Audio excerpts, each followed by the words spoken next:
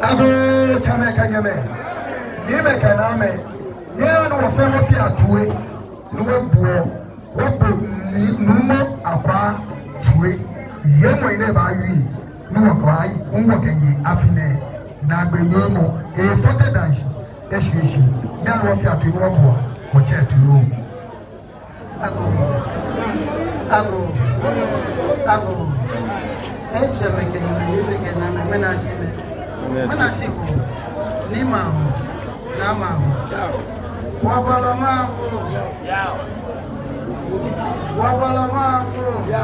Mawuse Yao Agorkor, Naibus,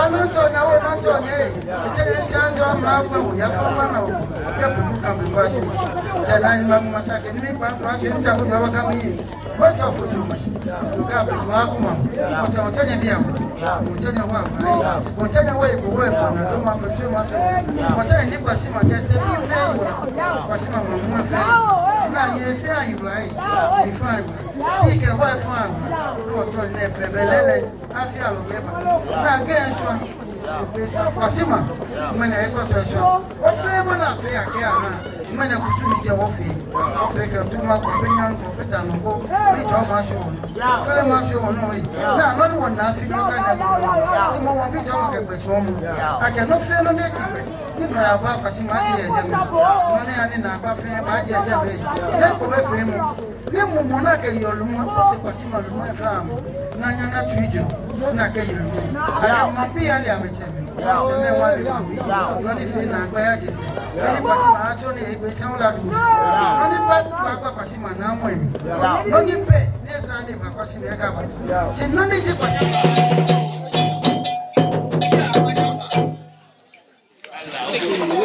Chia amanyama you are supposed to be there. We are very privileged here. We of the Extinction Rebellion from the UK, and then on behalf of the Extinction Rebellion Internationalist Solidarity Network, SRISN, based in London, United Kingdom, we of the International Secretariat of our Extinction Rebellion Affinity All African Network, XRAN, happily and proudly bear witness to the historic launch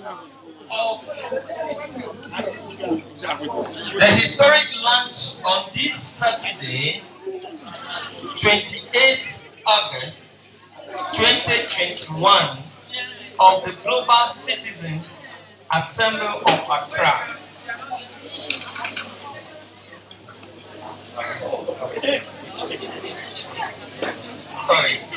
Of Accra. We take pride in the fact that it is here that is meant to be the Black Star Shining City, Accra, in the modern Ghana, founded by Osajifo Dr. Kwame Nkrumah. That is meant to be the Black Power springboard for not only total Pan-African liberation, but also for the global justice emancipatory transformation of the entire world towards freedom, equity, and peace, with internationally solidarity unifying all peoples to rebuild our global family of humanity in mutual respect dignity, and shared prosperity.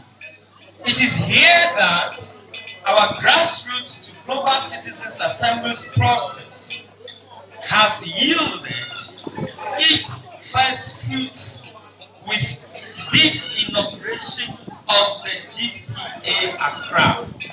We express our profound gratitude to our distinguished Mancheni Awuliahiaku VI, the dynamic chief of the Accra Township of Kwashieman, who is also conscientious founding member of the Special Pan-African Reparatory Conclave of Indigenous African Community Chiefs, as well as the distinguished elders of other dignitaries called the Matubuntu Mitao GAFRI, Global African Family Reunion International Council, for hosting this historic making launching ceremony of the GCA-Accra as part of the traditional Homowo festival celebrations of the indigenous Ga-Dangbe community.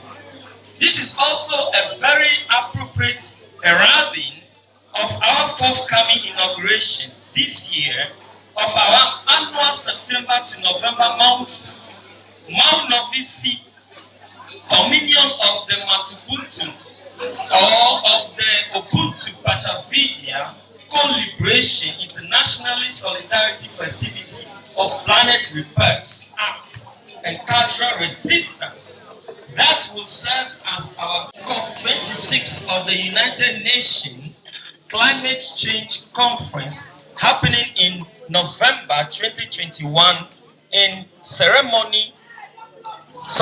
Glasgow, Scotland, United Kingdom.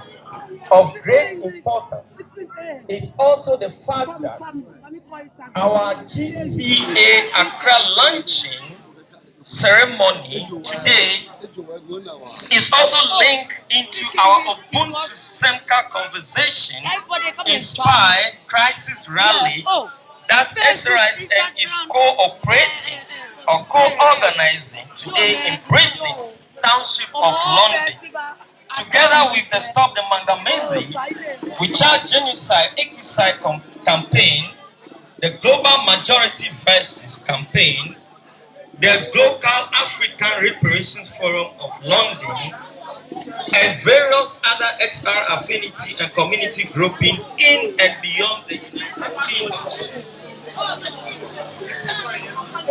We are very thankful to representatives of the West Africa from various countries such as Togo, in the person of Elikplim Yawatepre, Côte d'Ivoire in the person of Kosike Amon, Guinea in the person of Louis Camara, Niger in the person of Hawa, as well as associated colleagues from the Central African Republic in the person of Mohamed Saleh, for being present here to bear witness, together with the extra, to this August occasion of GCA-Accra launching ceremony during the Kwashieman Homowo celebrations.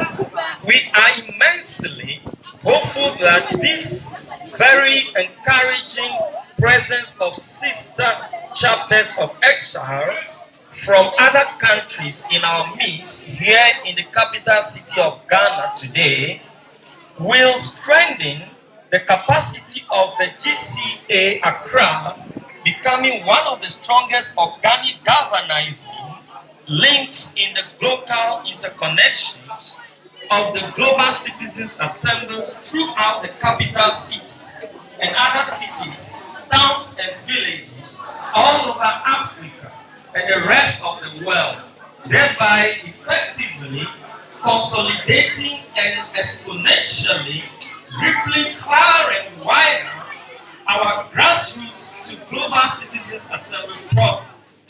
For it is this strengthening of the global interconnection of global citizens assemblies all over the world that will bear fruition into the resounding victories of international solidarity among our indigenous and other communities of resistance throughout the global south as well as the global north, to make our co-liberation efforts in our various stretches of rebellion successfully get harmonized in principal unity to advance us all together to our cherished definitive planet repair rendezvous of global justice victory in the healing embrace of our sweet Niano Sipon Asasiya Mother Earth.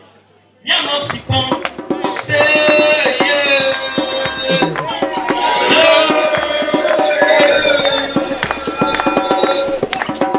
Ubuntu Mother for Ubuntu Receive. Stop the Maccabees. Build Matubuntu Buddha. Build Matubuntu Man in Ubuntu Jini. Forever in rebellion for life. GCA-Accra. There is victory for us all.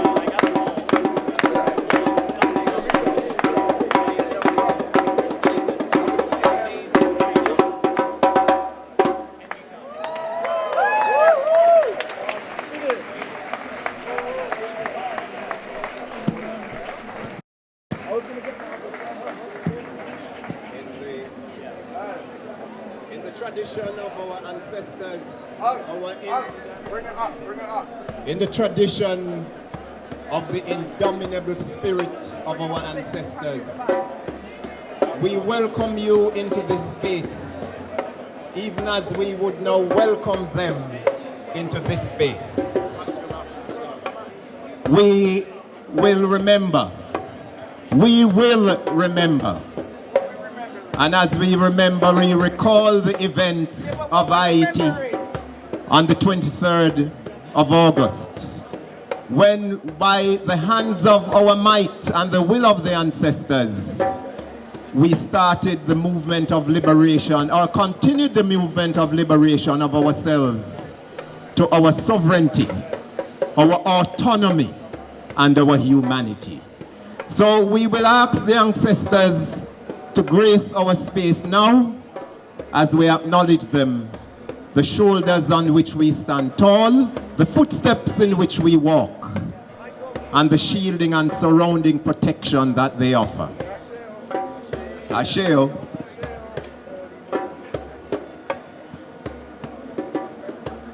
Yeah. Creator, Father, Divine Mother. Father, Mother, and Earth. Creator, Divine. We give thanks for this day, another day of creation, with all its opportunities, its blessings, its challenges, and its successes.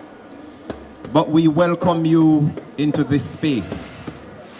We, the fruit of the womb and of the loins, those of whom you died for, you shed your blood and you gave your lives, that we might have a sense of being, bearing, and beginning, and a better human existence.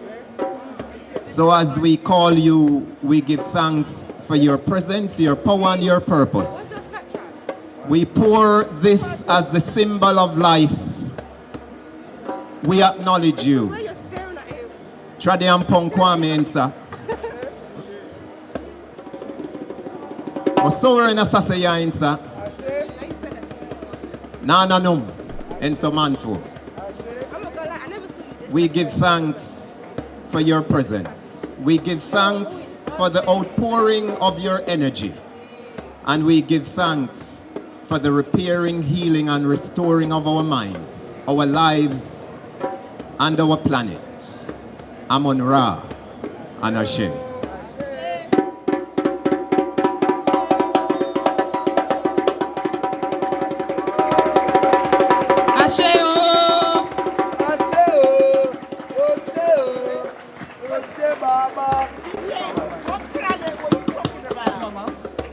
Okay, it's an ancestral thing.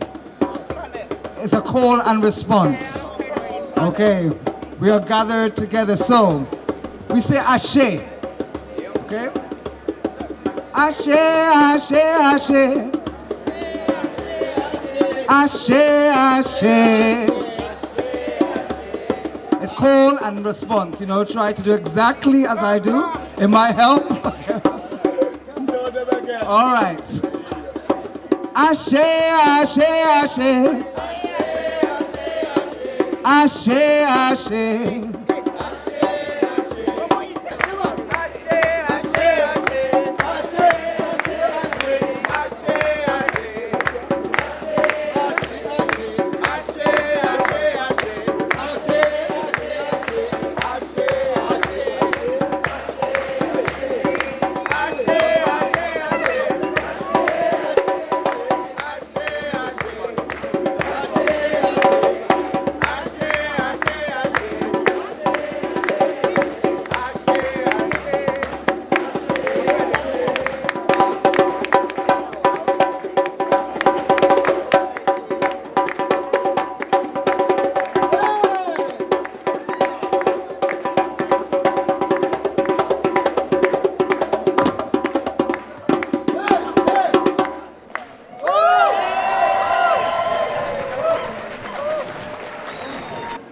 Greetings, family, greetings. Greetings, family, greetings, greetings. It's important that we understand that we're not just here for fun. In fact, we're not really here for fun, we're here to speak the truth. And so when we start with drumming, when we start with libations, it's because we're addressing the ancestral spirits that have brought us here today. That are the reasons why we're living and breathing. That are the reasons why we're fighting and we're resisting. But not just resisting and planning to win. At some point, planning to win. And so for those of you here, my name is Kobina, this is my sister Adetola. There are many other people that will be joining us. They'll be calling in internationally from our global communities of resistance on the front line, fighting against the imperialism funded and controlled from the West by the City of London, by institutions here that have colonized our peoples, given us hell for 500 years. 500 years that we've been resisting, and we continue to advance that struggle. And so you're here in Brixton, the heart of one of our communities of resistance, here, underfunded, undersupported by institutions which are racist and marginalize our communities. And so that is not just happening here, but that is the violence that is extended right across the world through exploitation of colonial borders right through our motherland and our continent. And so I'm standing here today, my name is Kobina from Fanti. And I want to address that because drumming is not just an expression of just how we enjoy ourselves and be together, but it's the heart of community, and that's where community gets its power of resistance from. Without that, there is nothing. We can be out on the streets protesting, talking about Extinction Rebellion, but what does that actually mean? Whose extinction when it is our communities here that need to organize now today if we hope to win and survive against what we're up against? And so, I want to draw us attention firstly to our global communities that are supporting us, to the Homowo festival in Accra, who should be watching live, and I greet you, my siblings and my family, who right now have launched their Global Citizens Assembly. Why? Because they are organized. Because they are getting ready, and they've been getting ready because they're out here resisting the front line of violence that is funded here.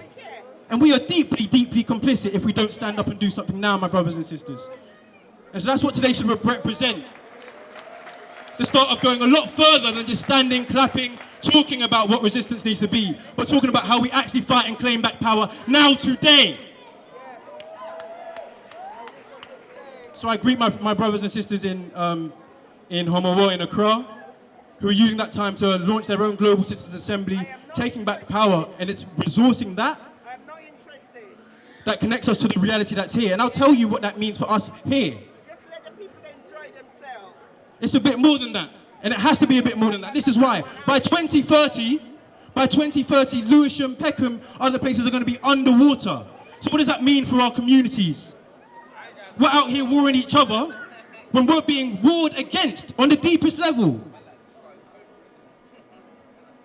And that is a system and policy of genocide. We went and take what young peoples from around the world taking the UK government, your government, to court because it's been violating your human rights and the rights of peoples all around the world for far too long. And it's been about time. And our communities here been knowing that truth. And what we need to step up against is realize that they're out here and they aren't here coming for you. They're not coming here to protect us.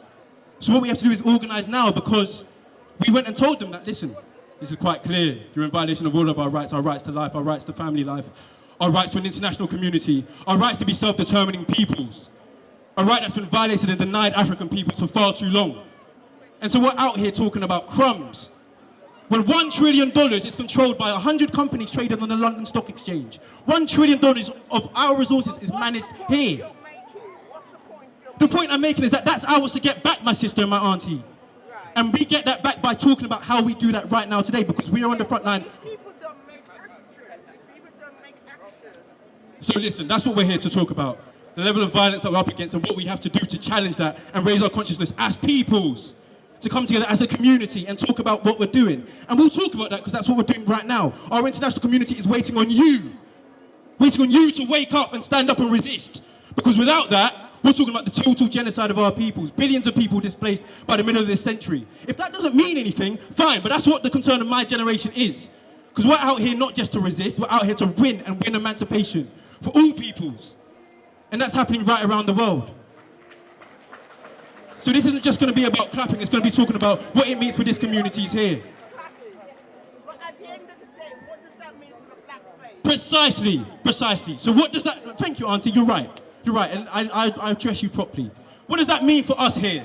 Because you've come down into Brixton, into the heart of our communities, which need resourcing, which are marginalised by a government that you fail to address and realise that you're complicit in that if you don't talk about it.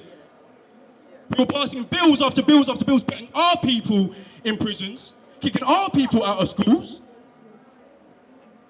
And that same violence cannot continue any fucking longer. So that's what we're here to talk about, and that has to be the mission statement of what reparations is, because we don't demand reparations. We don't go out on the streets and tell you that Black Lives Matter. We know our lives matter, and we've been fighting for that, and we've been living that truth the whole time. And the point of that means that when we step up and do this together, and you understand where the power to change the world actually is, the people who control the resources and are fighting for their resources and who are being ignored by what XR is doing maybe a lot of the time, who don't get the space to stand up and to see that this is where community is. No, but I don't see it as they're ignoring it. I just see it, our face is two different colours. And although Right, and I agree, we're allowed to be different peoples. And that's very important that we address ourselves as different peoples, because we have different truths, with different histories. With different histories, and that brings us to different places. So when we articulate our truth about imperialism and 500 years of African Holocaust, what we call the Maangamizi, we're talking about a truth that you also are going to have to wake up to and address if you care to liberate the futures of your children. But we're not just talking about our children and our futures, we're talking about right now. The UK government replied and said that mass genocide, displacement of our peoples, the continued policing powers of everyone here so that we can't stand up and speak the truth. The same things that are happening to our freedom fighters in Ghana right now today. Free Kaka Mohammed, who was murdered brutally on the streets just for speaking up. Gunned down on the streets. And guess what? Priti Patel was in Ghana last month providing the same sort of security protocol to kill all of those people who are standing up trying to fight right now. That's what you have to address. That's what power looks like, and we have to take back power and contest it. You can't demand of people what they have denied you for so long. You must do for self what others have proven themselves incapable of doing for you. And that's where it has to start, and that's what we're going to do today. So I'm going to pass that also on now, so that's a bit about our campaign. We are the global majority, and for us that means something, because the global majority is all people from the global south, our African peoples here, the diaspora here, the displaced diaspora meaning scattered and displaced from our resources and our power, colonized peoples everywhere, the working class and their allies. And if you want to be and step up in the ally, it's not just about talking, it's about action. because we're not wasting any more time. And so let's address what it means for us to be here, coming from different places, to stand up and go forward into march into truth, because this history is coming home. We might have pictures to talk about. Right now, people don't realize that the Caribbean might not be here in 10, 15 years because of stuff that is violence that's been funded here. That's what we have to wake up to. And right now, they're spending all their resources to go back and recolonize our resources. So we can't be out here in the UK, black people, we can't be out here in the UK fighting for crumbs when our resources, all of that power, been ours. The Global Majority Campaign is mobilizing and connecting with our communities around the world, communities of resistance, who need amplification, who will fight regardless, but need that visibility for security. And they'll be calling in from our supporters around the world to show the level of what we need to do to be organized internationally in support of our different resistances to win. That's the Global Majority versus UK government campaign. I thank you so much for your time. Other people will be speaking about how we talk about this in the reality. This will not be about clapping and continuing to clap another black brother telling truth that we've been out here doing, but it's about doing repair and repairing our communities and doing that ourselves. And that requires serious organisation because we are under a deep threat. And the UK government has explicitly made it very clear, reasonably and objectively justified. If you don't take anything else home today, understand that your government said that your deaths, your genocide, the futures of your kids, all of that gone, that's reasonably and objectively justified. Justified by who? Reasonable according to whose logics? Which white man made up that rule? So step up, speak the truth. Whose truth? Our truth. Address that truth. And let's meet in the middle. And that's how we'll start the conversation. And that's what we're here to do a bit today. So I greet all of my brothers and sisters who've got some time to speak and share with us. And following me is the wonderful, wonderful Auntie Esther Stanford-Xosei from the Stop the Ma'angamizi campaign, who was supporting us in this endeavor. And if you understand what power needs to look like to take that back, then please, I invite you on that journey for us to walk together, and you can support that too. But it has to start here, and it has to start in the investment of our resources and the resistance that we need to take that back. But how do we stop it? We stop it by getting organized, my auntie. Right now, our sisters in Puebla, in Mexico, have just gone back and occupied and taken back their land from the colonizers. Yes. That is shit that we need to be on. Why are we wasting time? That's what they're on. That's what I'm here to amplify. Because auntie, I need your patience to understand that. People are taking back power. We cannot wait. What happens when Brixton's flooded? You know we're going to be out here running around trying to get them tissue rolls off the shop. Fully. And that's what we have to wake up to. And the level of organisation of that system that we're up against requires that same level of organisation, at least of us. Because the power lies in each one of you to step up and take that back. Not to stand on the streets and demand citizens' assemblies. Do citizens' assemblies! And that's why it's so important that we're twinned with our organised brothers and sisters on the ground in Ghana right now. Because they've got together, they've come together as a community, and they're deciding how they're going to take back their resources. And it's our job to organise and be assembled enough that we can support their resistance. I'll pass it on to my auntie, Esther Stanford-Xosei, to talk about what this means for us as reparatory justice.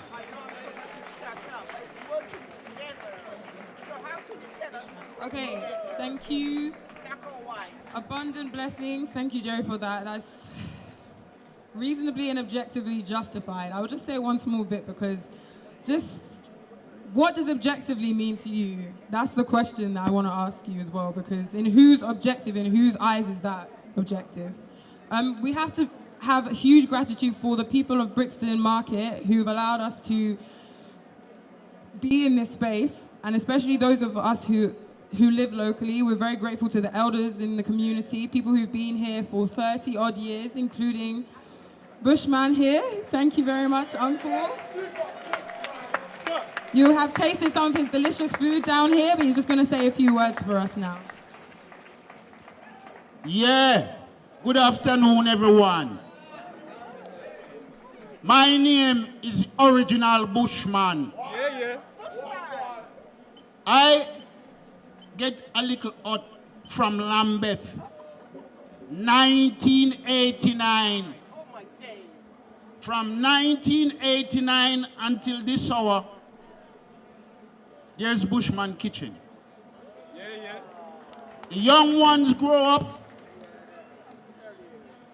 I didn't know that I would be there so long. when Shaquille O'Neal came to the shop, and when I told him how long I'm here, he said, what? I said, yes. He said, so why are you here so long? I said, I am a community person. That is who I am. All the youths in Brixton Station Road and a wider circle, most of them come to Bushman kitchen when they were a baby. So you know what?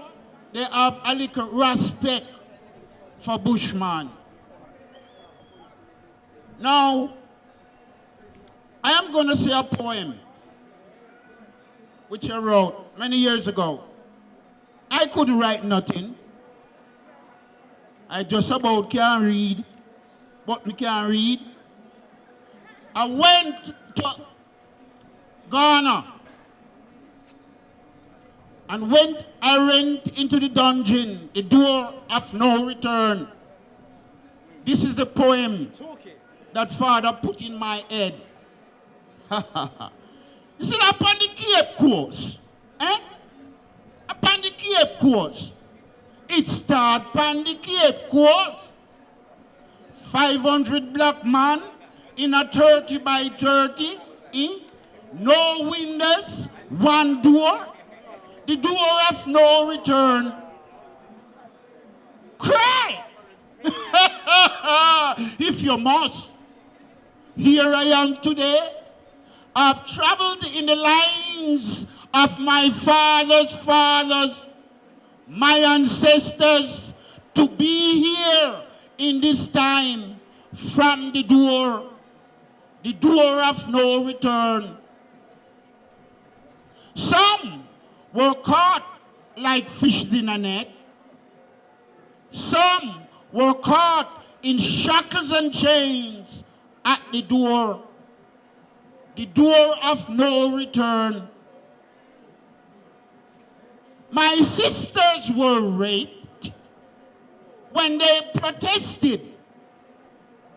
Balls and chains were placed on their feet, leave standing in the boiling sun at the door of no return. Bless.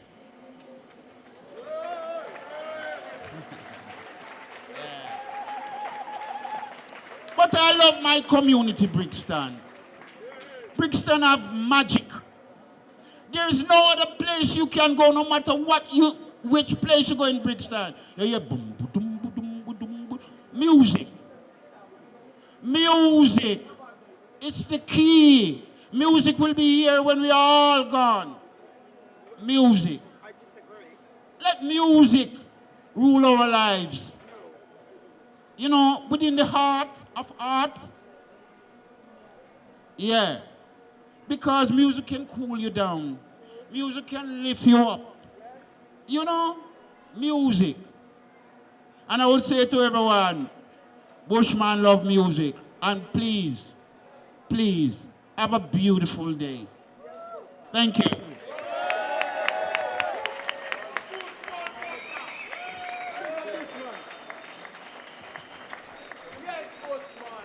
Incredible.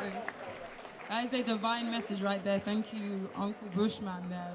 We're going to hear from Uncle Kojo from XR Ubuntu Novisi. Can we have a round of applause, please? Thank you. Greetings, one and all. We're here today because we're still on a movement, on a mission. But in this time and in this place, we have given it a name called Ubuntu Novisi.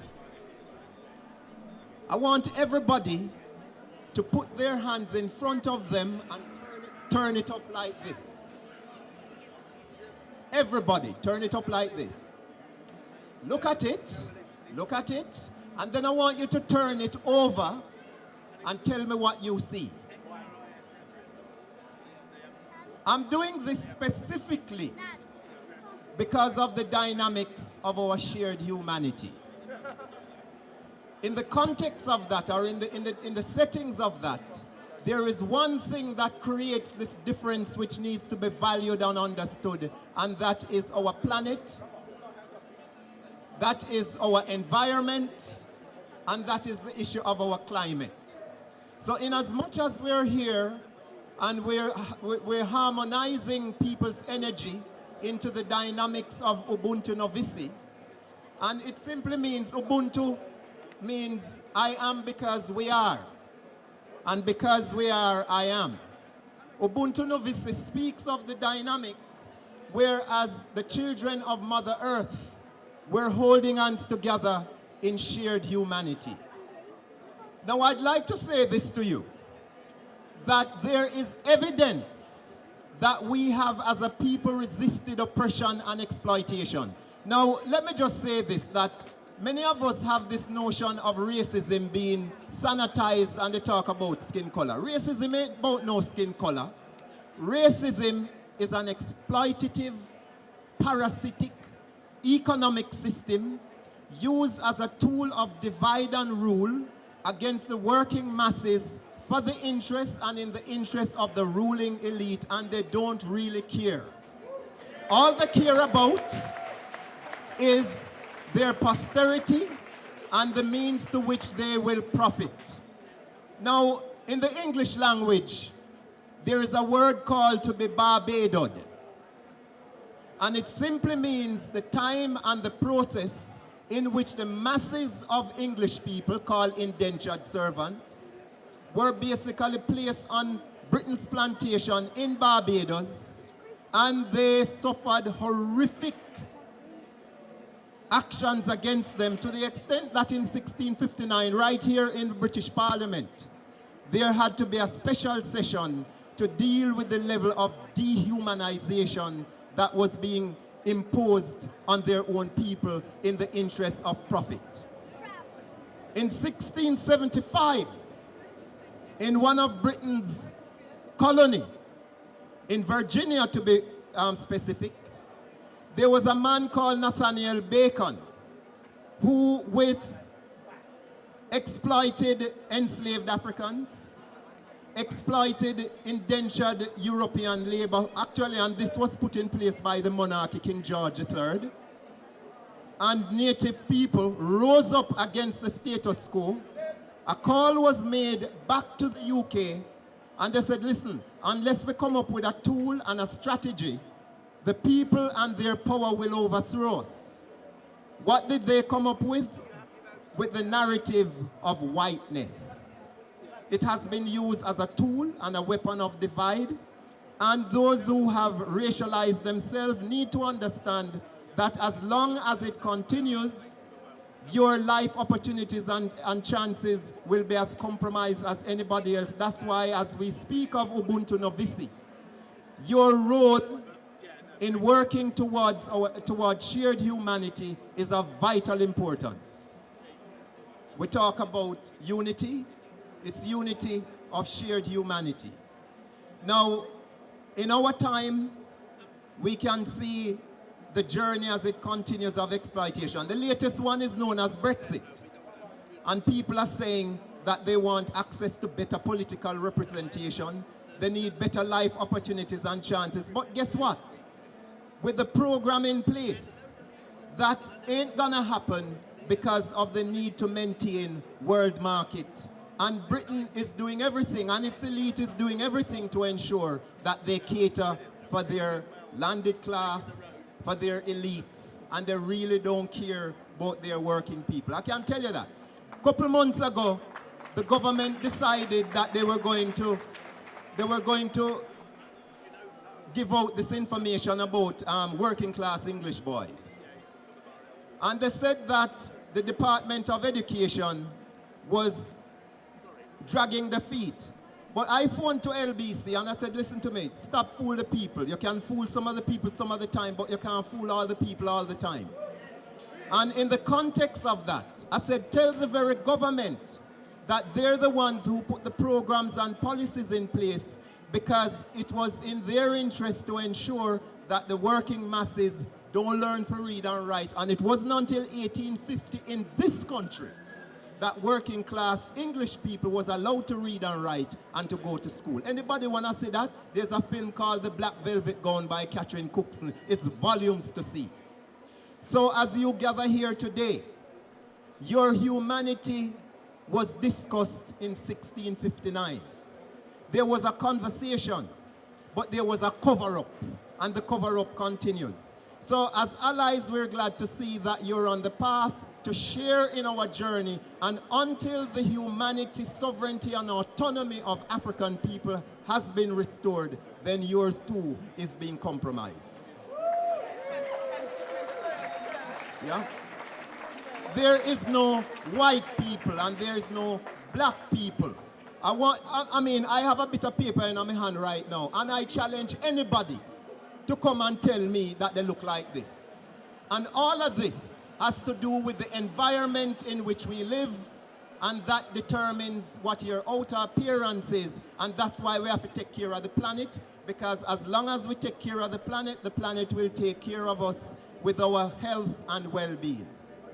You are who you are because without you being able to adapt and live in this climate and environment, you will die.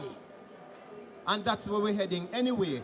But we're going to put a stop to that because the energy of the people will ensure that life is lived to its full, and our human journey and experience has a positive end as we pass it on to the generations. Now, when I was growing up, I hear about Kojo, and I hear about Nani, and I hear about Sam Sharp, and to be honest with you, I didn't have a vision or a view that I would be standing here continuing that movement, the movement for the restoration, one, of my sovereignty, restoration of my humanity, and restoration of my autonomy.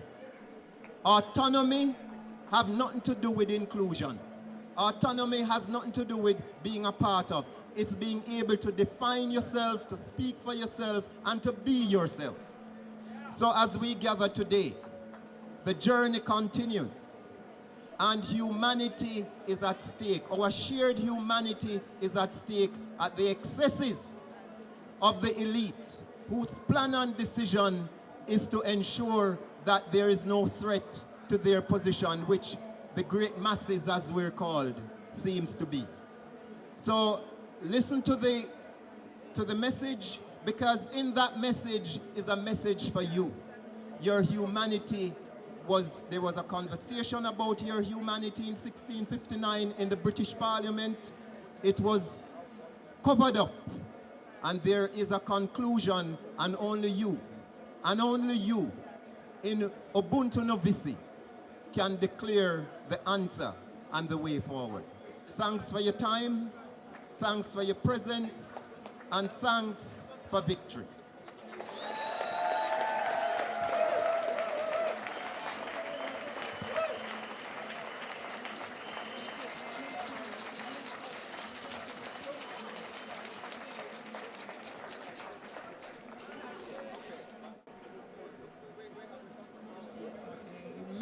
Many thanks for that, Uncle. And now we will pass over to the formidable Esther Stanford-Xosei of the Stop the Manganese campaign about why they are supporting Global Majority as well. Thank you.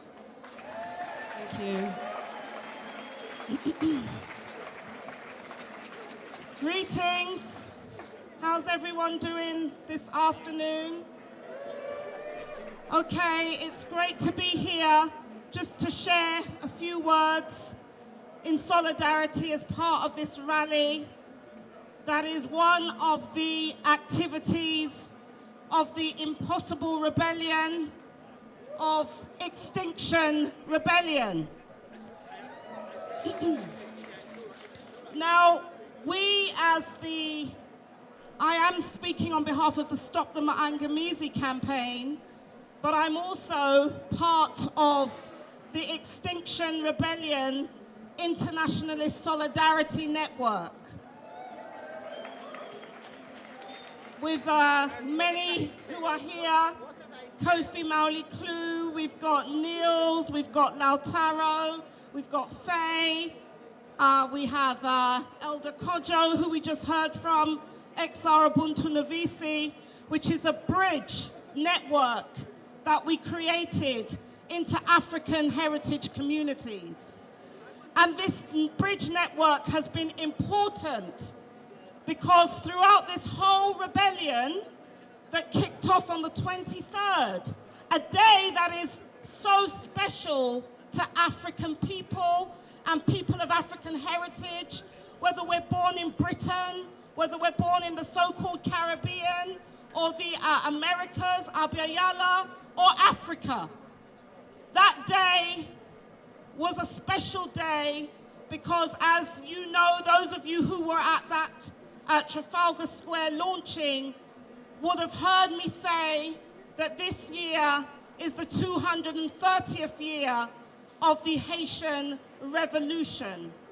And what I really tried to speak into was the connection between the resistance of African people who have peopled this planet. Our bloodlines run throughout all members of the human family. So the condition of Africa and her children is indicative of the condition of humanity. And we need to understand that. The condition of the first people on this planet is indicative of the condition of all of the members of the human family. Now, the struggle to build a world and a future that we are concerned with here today, our ancestors were also concerned with that same plight. And hundreds of years ago, they began raising the alarm of the climate and ecological crisis in terms of colonization and what that did in terms of dispossession of all the indigenous peoples of the earth, including those of us who call ourselves today African. So when we meet and we protest and we engage in rebellion through non-violent direct action, let us always remember the roots of the very system that you are concerned with ending today.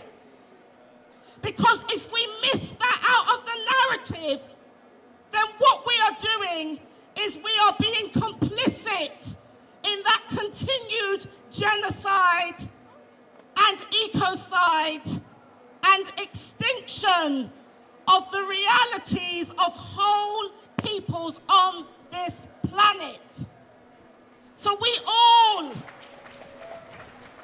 have to give recognition and pay reverence to our mother. And those of us who are part of those communities that have been here throughout all time have always placed our mother, our earth mother, at the center of all that we did. And now that there's trouble is coming to those lands where a few people colonized through divide and rule.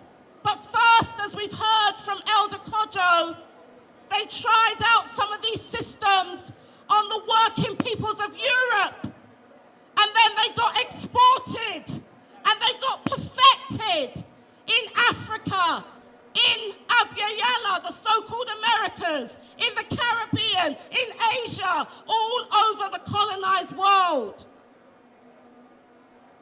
So today, as a representative of the Stop the Maangamizi campaign that actually co-founded Extinction Rebellion Internationalist Solidarity Network, we believe it's important when you say stop the harm. How is that different to when we say stop the Maangamizi? Because that is the harm. And yes, we are in England. But what is England and what is Britain today? And nation that tells us, the children of the kidnapped people, that we should forget and move on while they use the resources that have been extracted from our motherland to wage war on the rest of the peoples of the earth. And we stand by and say that we're in Britain. There are two Britons. The Britain that I want to hold up today is that Britain of the abolitionists.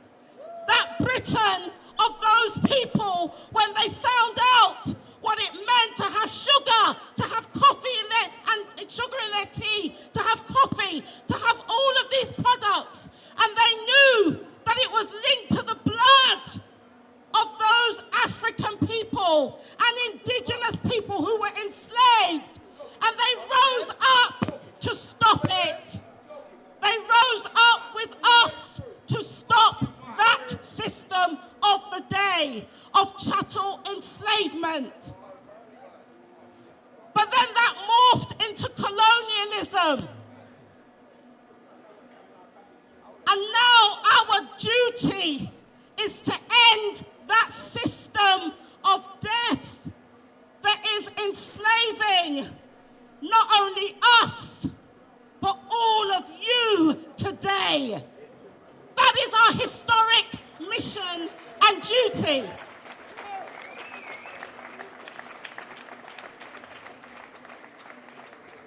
Black Lives Matter has become a slogan that is too easy to come off the tips of many of our tongues.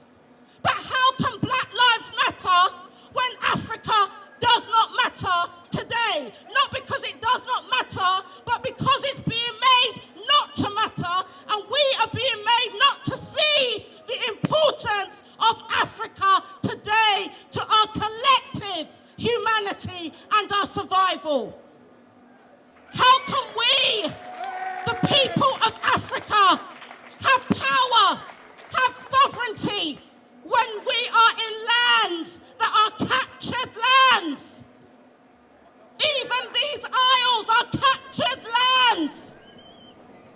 And the bones of those ordinary people who were killed to make way for this system, the bones of those ordinary people that we stand on, and they cry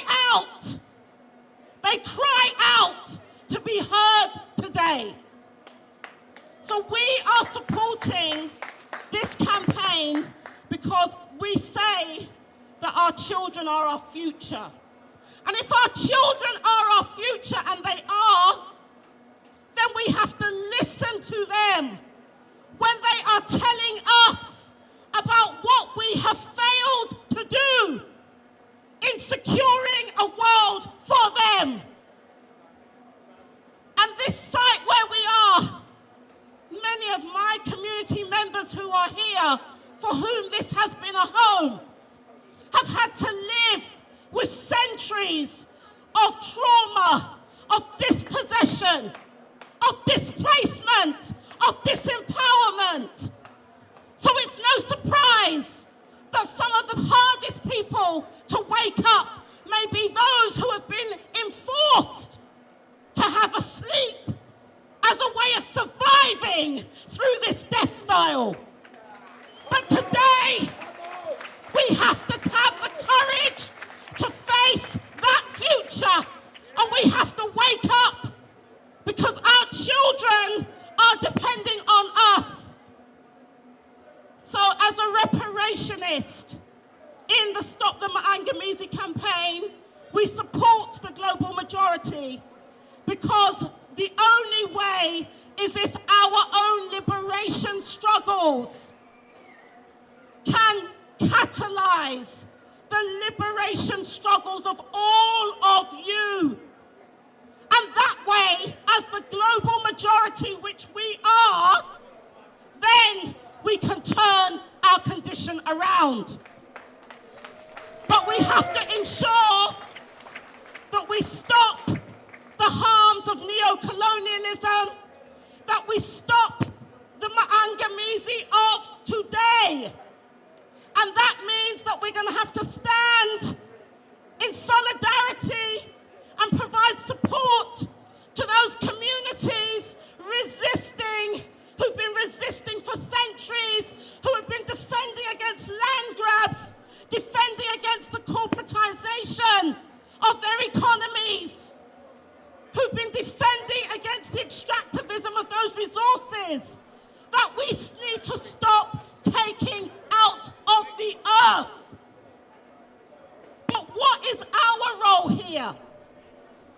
Our role is to also ensure that those people, those governments, those corporations, those institutions, those law firms, those accountancy firms that hide the money, that trade in our flesh, that we stop them.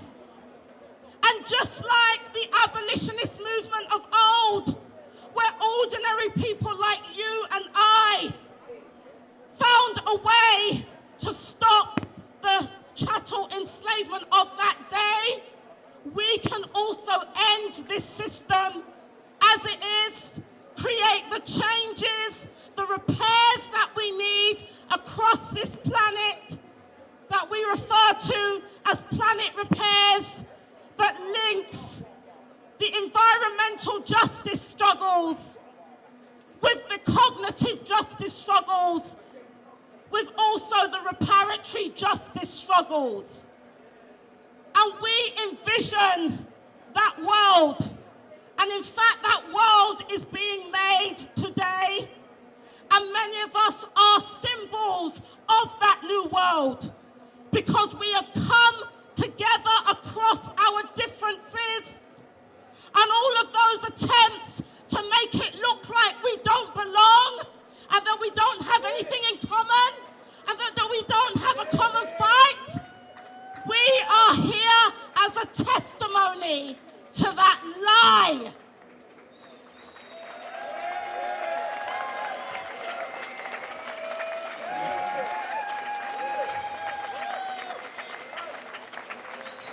But in coming together, we must recognize that not all of us occupy the same place in this ship that is now sinking. We don't occupy the same place.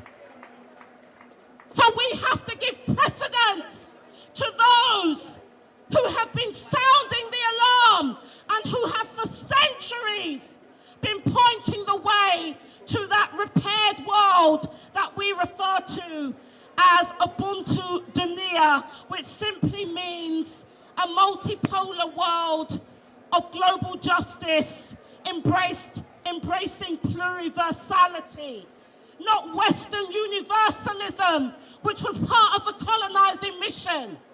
So allow us to start from different places in telling our truth.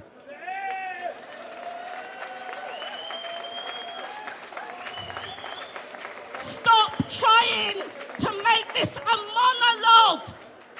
It's not a monologue, because our lives are not a monologue. And as Audre Lorde said, we do not have a single issue movement, because we do not lead single issue lives.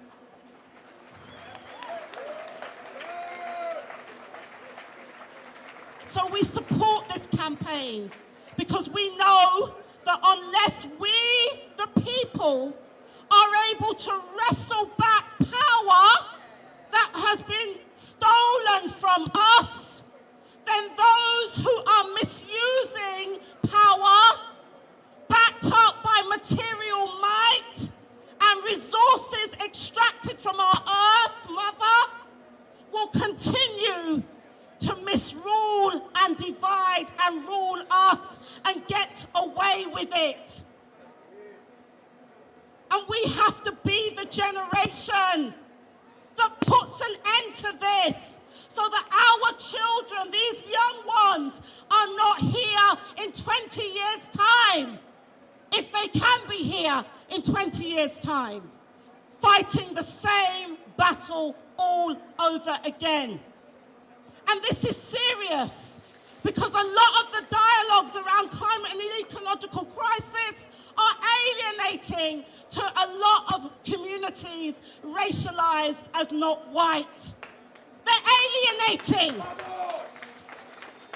How are we going to communicate our messages to people in this city, in this town, across this country, across Europe, across the world? How are we going to do that? You cannot do that unless you come into those communities. You have to come into those communities and engage on mutual terms and learn about us as we are forced to learn about you.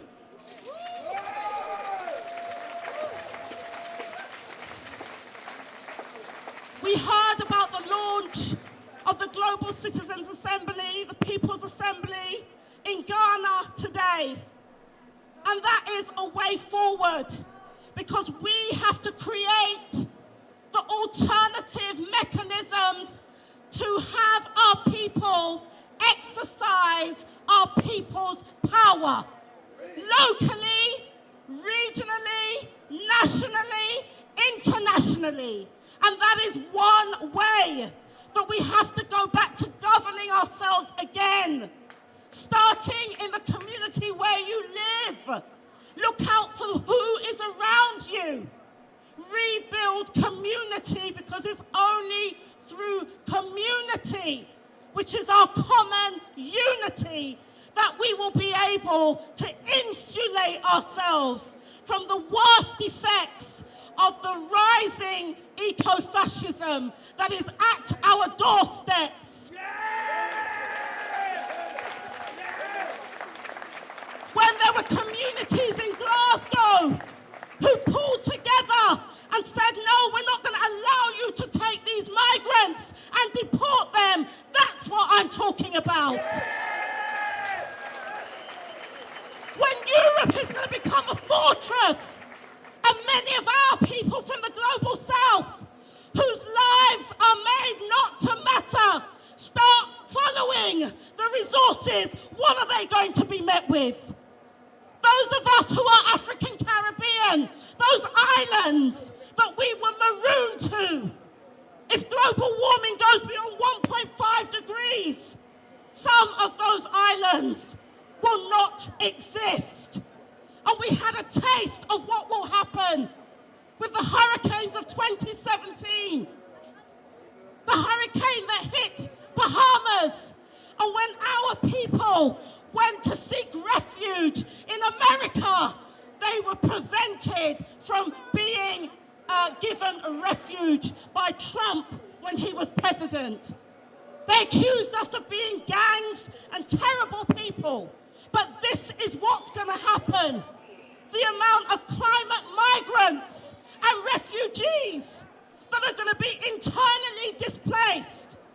Then where are we going to go when our very homeland is being taken away again from us and we've been taught to hate it? That's why we're comfortable to just exist in blackness. Because we don't want to connect with what is ours. So we have to reclaim and take back what is ours and our rightful place on this planet if we are to survive. The same year, 2017, Antigua and Barbuda, the whole of Barbuda had to be evacuated. That is what we're looking at. That's what our families are looking at. And we are connected to that. So we can never be about because we're here in Britain. We're here because they are there.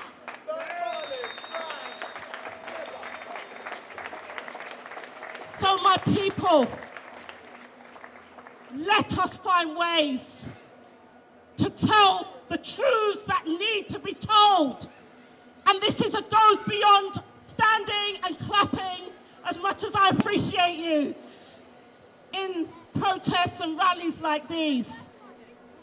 Where are you going to stand when the ordinary people are being fired at because they're saying we want to protect our lands and our waters, we want to stop you drilling for oil? Where will you stand? Will you stand with them? Yeah. Will you stand with them?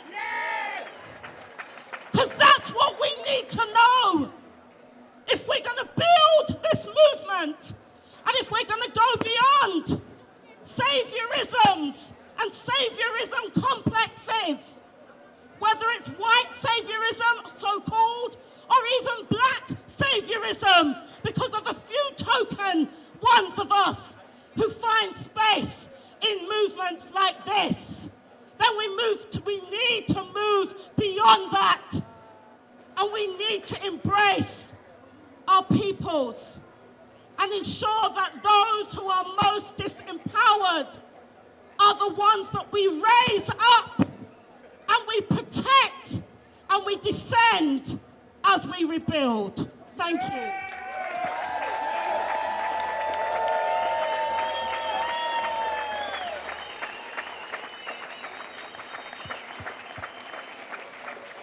Wow.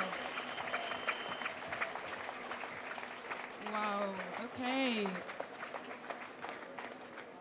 Thank you, Esther. Thank you, Sister Esther. We're going to pass over now to Lautaro from Extinction Rebellion International Solidarity Network. Going to say some words from us. Thank you, thank you. Thank you, Auntie Esther, for those very wise words. Hello, everyone. For those who don't know me, I'm David Lautaro Ilayux. I'm part of the Extinction Rebellion International Solidarity Network, and I'm also part of the leading committee of the 12th October Platform here in the UK, which is a collective of Latin American diaspora countries who are uniting under the same banner, and that banner is the banner of unity and standing against colonialism. The 12th of October of 1492 is when Christopher Columbus allegedly discovered what you all know as the Americas. The real name is Abiyala. Abiyala is the indigenous name of America, the name that we gave our own territories, not the name that the Europeans framed it. I'm here to bring a message of why it is some of you have known us since the beginning of XR in the Extinction Rebellion International Solidarity Network.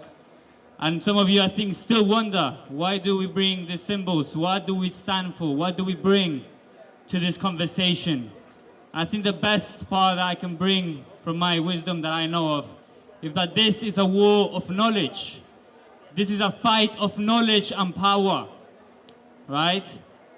That all those elite, white supremacist, racist people that have created the neo-colonial countries of the modern age, such as all of those in the United Nations, Britain, right, everything, United States, all of the new made countries have taken that knowledge away from all of you. I'm talking about the knowledge of autonomy, the knowledge of life, the knowledge of medicine, the knowledge of community. All of that knowledge has been taken away from you, and they charge you money for it. So when we come here from our African heritage communities, thank you for Ubuntu VC, for Ubuntu Dunia. We come here from the South American heritage communities, from the Abiyalas. We're here to share that knowledge. We're here to open that conversation of autonomy, because we can no longer have all of you without that knowledge. And the only way to true freedom is with the land and knowing how to manage the elements: fire, water, earth, and air. Without that knowledge that all of our communities of resistance have been withstanding the invasion from Europe, the capitalist neo-colonial invasion from Europe, to take away that knowledge. So we here from the XRISN are with an open heart, with open arms, to be able to merge these rebellions, this resistance that has now arisen in Britain, known as Extinction Rebellion. And it makes me really proud and honored to say thank you all of you for coming down here to our Global Majority Crisis Rally, because the connection of the dots have always been there. And, you know, we're here, you're here, all of us as a human family. It's time we break apart all of those divisions, race, religion, age, gender, all of those things they put in our brains is fake. All of that is fake, people. Until we're able to see the truth and be past all of that gentrification that they brought upon us, only then we will be once again have our unity, have our human family, where no matter what it is we believe, we're all equal. We have the right of difference. And that is the pluriversality that we speak of. That is the cosmovision that we bring. And in the words of Evo Morales, the first indigenous president of our modern countries such as Bolivia, until we get rid of capitalism, Mother Earth stands no chance.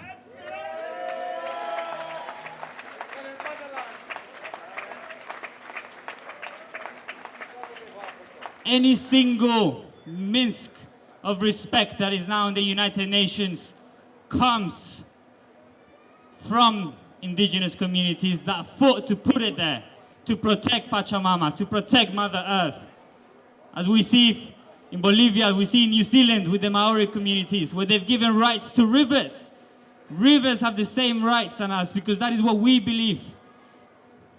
All the living beings and non-living beings things are connected. They are equal because those living being things cannot survive without the non-living, without the rocks, without the water, without all of the elements. So just to finish off, I think our efforts and our, the knowledge that I speak of, it is what they seek. It is what the people of the City of London Corporation that created this, they seek to destroy. Because once those indigenous communities of resistance and that knowledge of freedom of how to manage the land is gone, there will be no freedom for none of us. And there will only be doom. So let's stand together, let's unite, and let's make sure that the knowledge of freedom gets never taken away from us. Right? Because no matter what, after thousands of years, we are all still here. So make some noise for the resistance, make some noise for the rebellion, and let's all come together. Thank you all. Thank you, Are. Thank you to Auntie Esther, to Uncle Kofi Klu, to Gail Bradbrook, to all of those that believe in the indigenous community, that believe in internationalism, that believe in the pluriversal world. Let's keep this fight together. United. Asheo. Muchísimas gracias. Next we have Gail Bradbrook from XR, who's going to say some words for us. Just going to put her on the spot, but yeah. Thank you, sister. Thank you. It's just an incredible honor to be here on this journey together. I want to massively from the bottom of my heart thank colleagues in XR International Solidarity Network and Stop Them at Angamizi for leading this work within Extinction Rebellion. It's so vital, it's central to what we do. We're here in solidarity with the global majority. We're here to repair our family, knowing that these terrible times are upon us and these terrible times are going to get worse. And whatever happens, the way I see it is that I'm at least going down together. I really heard Sister Esther's call to stand beside people. When I hear about the billionaires building bunkers, I think what madness. I don't want to, even if I had those resources to build a bunker, I'd rather go down fighting. I'd rather go down with the rest of my family. And we know that people on the front lines are targeted. And it's even happening to myself at the Daily Mail around putting a target on my house recently. You know, this is the kind of thing that come in, and it shows a sign of our success. It shows that they're feeling threatened. We've taken our struggle to the City of London, to the global centre of this extractive political economy. It was fantastic yesterday. What a beautiful blood march we did yesterday. You sort of walk around the corner and there'd be blood over a bank, blood over those that have created this extractive city. And there's this bullshit idea that there's developing countries, you know, this nonsense that's been put in our heads, and figures that are spun about how much poverty there's in the world when there's actually 4 times as much poverty as stated. And for every dollar of so-called aid that we give to so-called developing countries, then $24 are extracted back out of those countries that are full of natural resources. And that extraction is organised in the City of London. It's on our steps. So when they start to say to us nonsense like, what about China? You know, it's centred here, that global political economy. So we are here to be the change. That's the place that we are moving into. We have to birth this new democratic system. It's the new old ways. We are learning from the people in the grassroots who do assemblies. So feeling that connection to our family in Ghana, to Chief Osei in Ghana and the citizens there, in the grassroots to global assemblies that are happening right now. It's incredibly important that we feel that connection, and you can see Kate Rayworth's donut down here about the difference in resource use between Ghana and the UK, and this is what it's about. And the other great news is that the first Global Assembly has been funded, and it's going to happen this year, of 100 people chosen at random. It's independent of Extinction Rebellion, and I hope it goes really well. It's breaking new ground. 100 people. There'll be ecological crisis. It is a symptom of a broken way of Wetika called into the new democracies.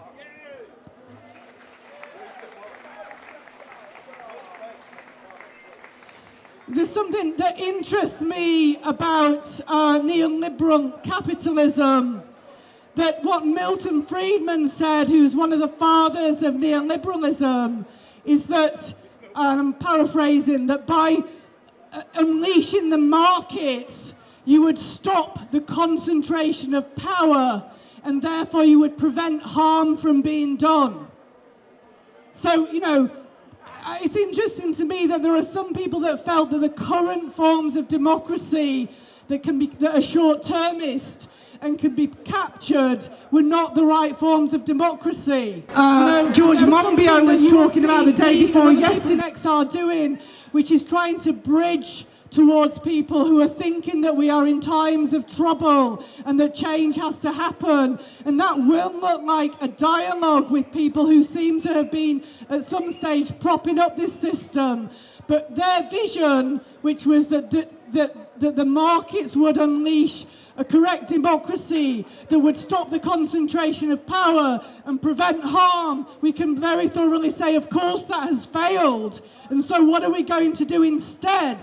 We need global assemblies, we need local assemblies, we need assemblies at all levels to rewire how humanity functions. And so much of it is systemic.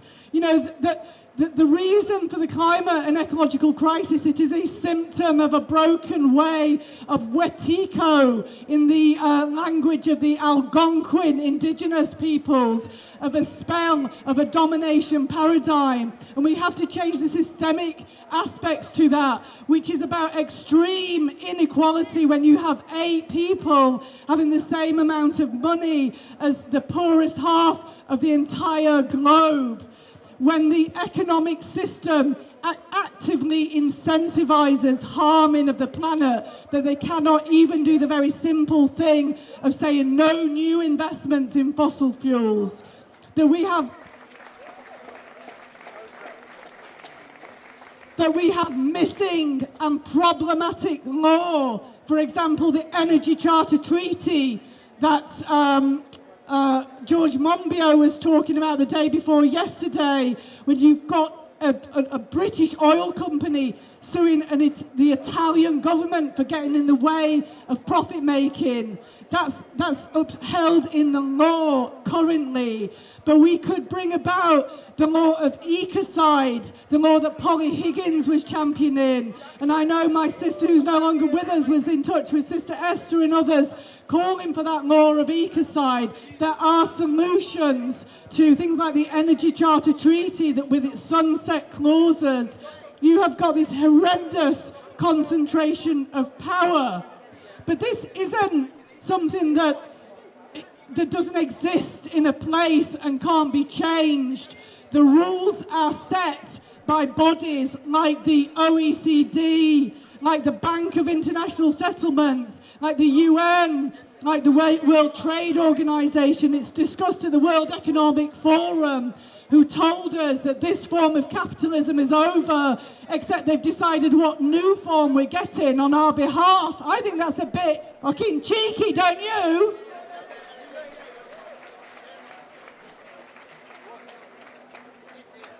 The international tax rules can be rewritten. We can have an ecocide law. We can tackle monopolistic power. We can bring about rights of nature. We can change the nature of company law, which allows corporations to behave like psychopaths. Those are the institutions that make the rules, and we are demanding global democracy, a global assemblies of citizens to rewire humanity, to tell these bodies that they cannot act undemocratically on our behalf in a way that is killing life on earth. We demand the new democracy. We smell her, we feel her, we're embodying her on the streets. She's coming, folks. Cheer her on.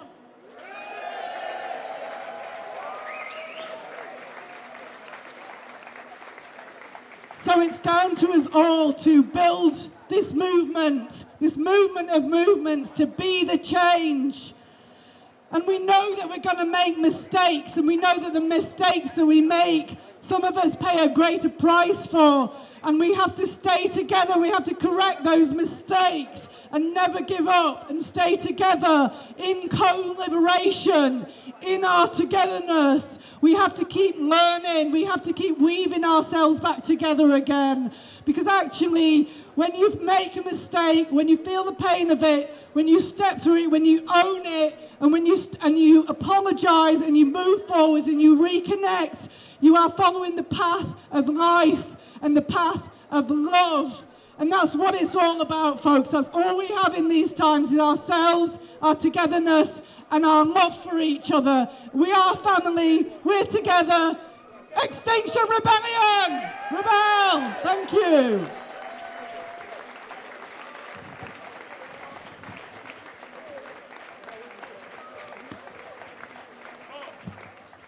Okay. Good afternoon. I'm really honored to be here with you today and to be part of this event, which is full of energy and full of power. We are the energy. We are the power. I'm here from the sister case in Guyana. Dr. Troy Thomas, a university dean, and Quadad de Freitas, an indigenous Wapashan youth, they have taken the government of Guyana to court to protect the environment under the Constitution, challenging oil production under Guyana's Constitution. Let's hear it for them.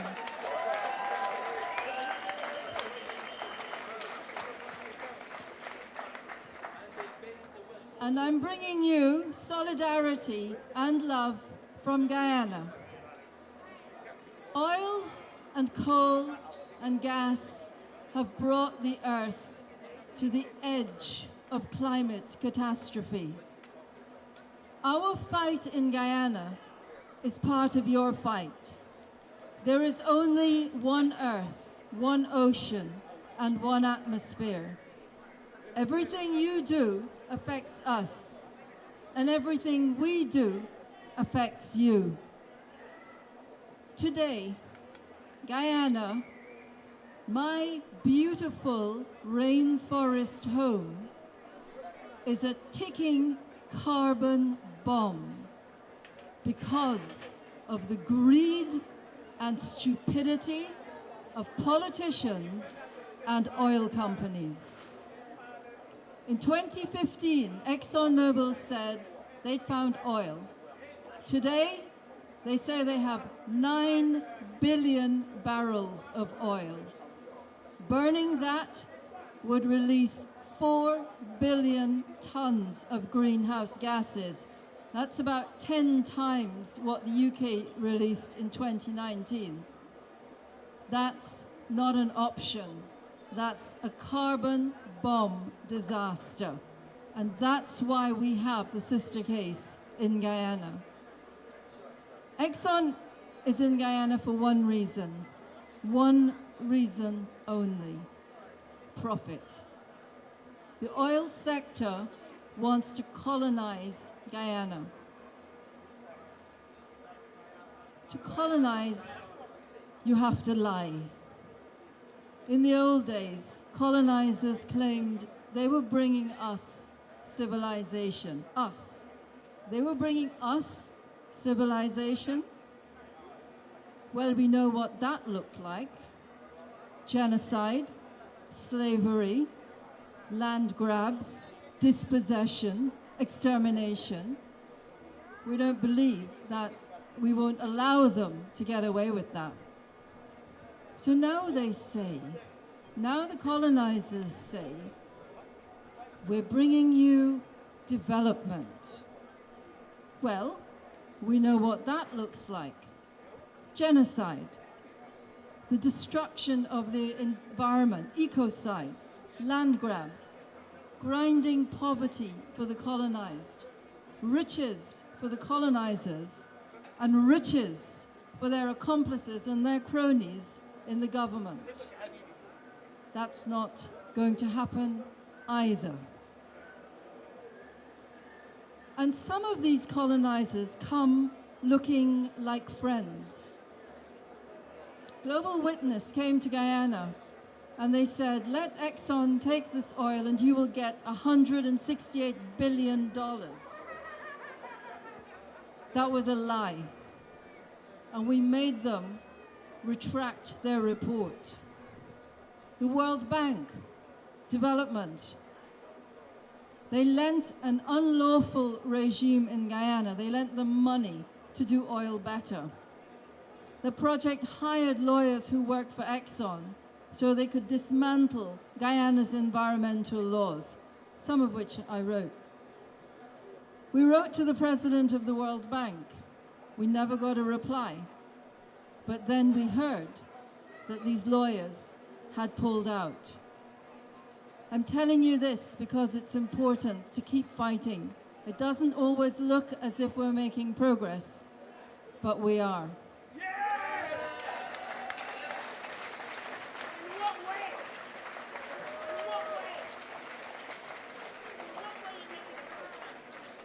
Last year, we took another case against the oil. We took it to court, Dr. Thomas from the current sister case, and we won. We cut ExxonMobil's permits down from 23 years to 5. Their first permit runs out next year.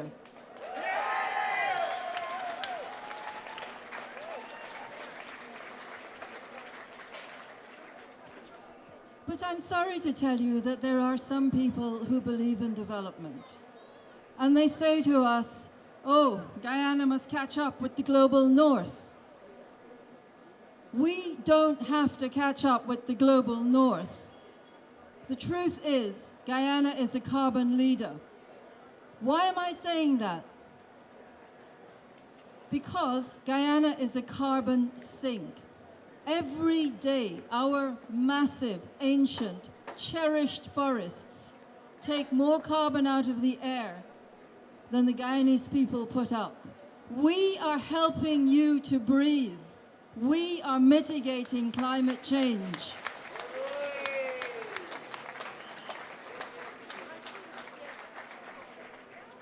The truth is, the Guyanese people are climate heroes. The global north has to learn from us. The global north are the climate villains who have been destroying the climate system on this planet. They must make reparation. They must undo the harm that they have done to our earth.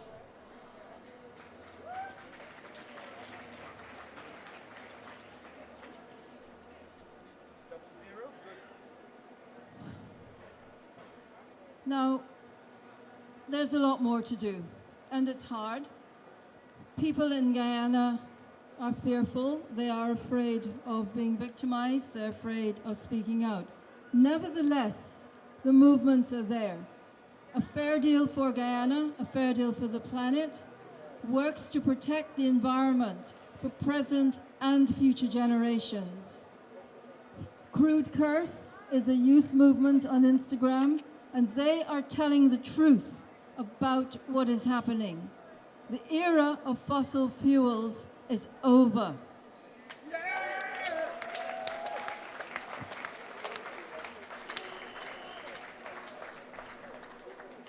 We have a choice. Either the oil companies survive or we survive. We are going to survive.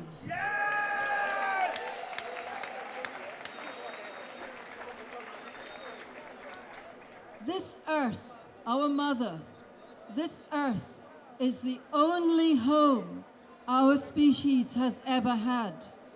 Together, we are going to protect her, and together, we are going to win. Thank you.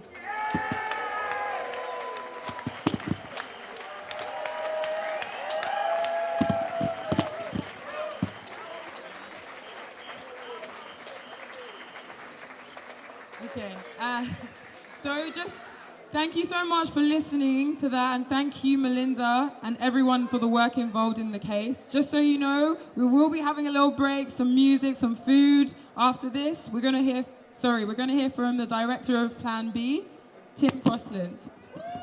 So much, Ade. And it's so good to be here in Brixton, feeling all those vibrations of resistance from time past and vibrating into time future. And it's so good to be here speaking after Melinda, the lawyer in our sister case. I'm the lawyer working with Ade, Jerry and Marina and Stop the Magamizi campaign and the peoples of the global majority taking the UK government to court for its violations of our right to life, its violations of our right to family life, its violation of the prohibition against discrimination in the enjoyment of those rights, and its violation of the international law principle of the duty to prevent harm to the territory of other states.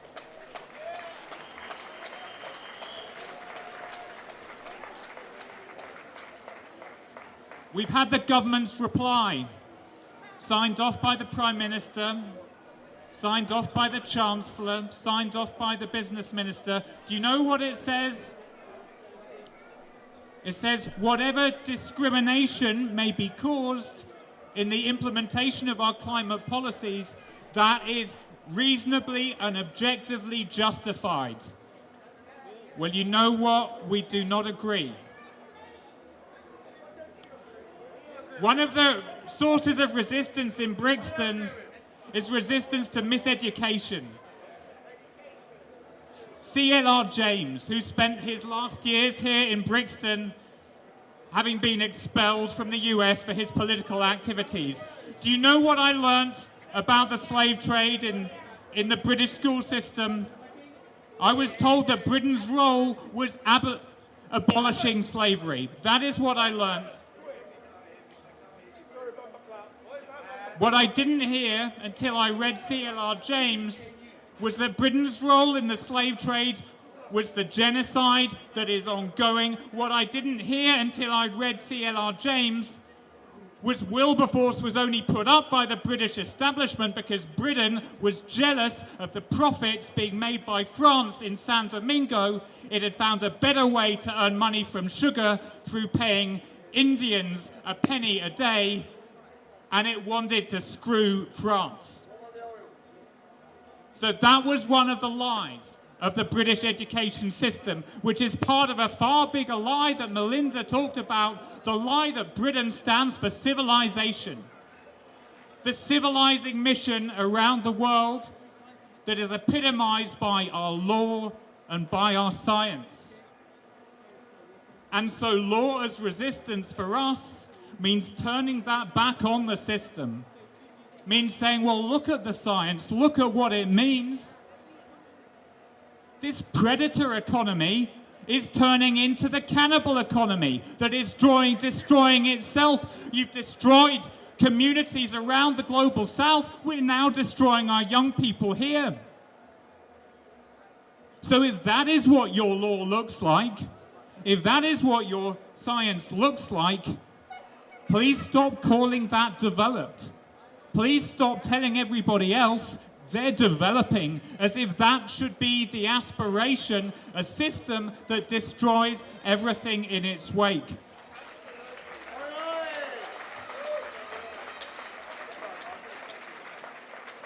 So what we stand for and stand with the global majority for is the real law, the land, the air, the water, the law of life.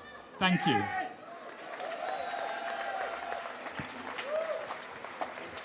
Thank you, Tim.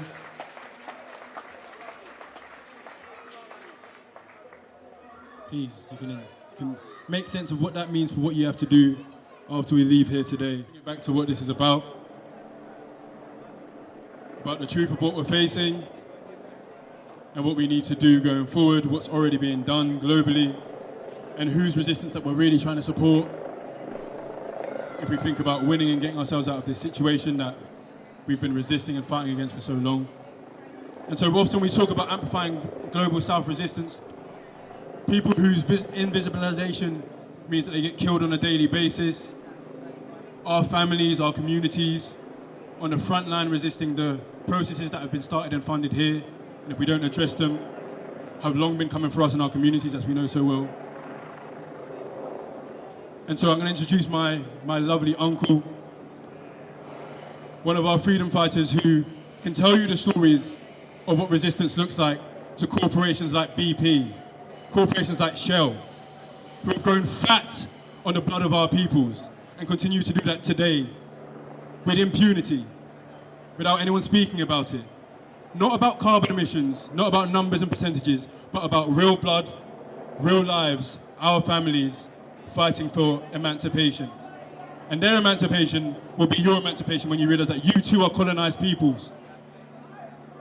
So I'm going to introduce you to my uncle, Laz Tamana, from the movement of survival of the Ogoni people in Nigeria, who have been on the front line resisting what Shell and BP have been doing to destroy their local lands and destroy their lives.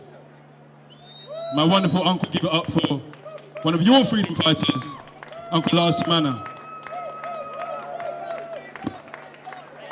Thank you so much. Thank you so much. My name is Lazarus Tamana, the president of the Movement for the Survival of the Ogoni people in Nigeria. I have to thank Extinction Rebellion, Stop the Mangamizi, the International Solidarity Movement here in the UK. Mossop is also part of the Extinction Rebellion in Africa, which is the X-Round. We have been working with Extinction Rebellion for some time now. We have also been working with Stop the Mangamizi movement. We have also been working with internationally XR International Solidarity for some time. I'm here to represent the Ogoni people in solidarity with what is happening in the UK, in Europe, in Accra, in South America, in Abiola, in Asia, and all over the world. What we are all doing is the way forward.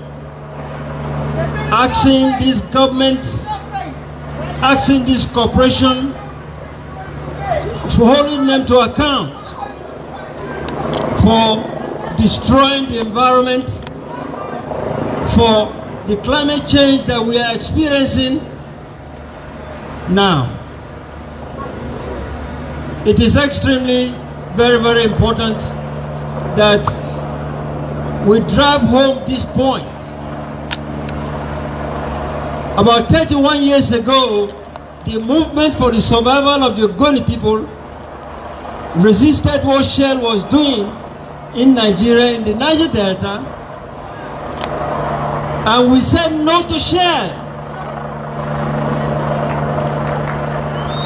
They destroyed the environment of the Niger Delta. They destroyed the Ogoni environment and polluted everywhere. Our food chain have been polluted. Our water have been polluted. The water table is polluted.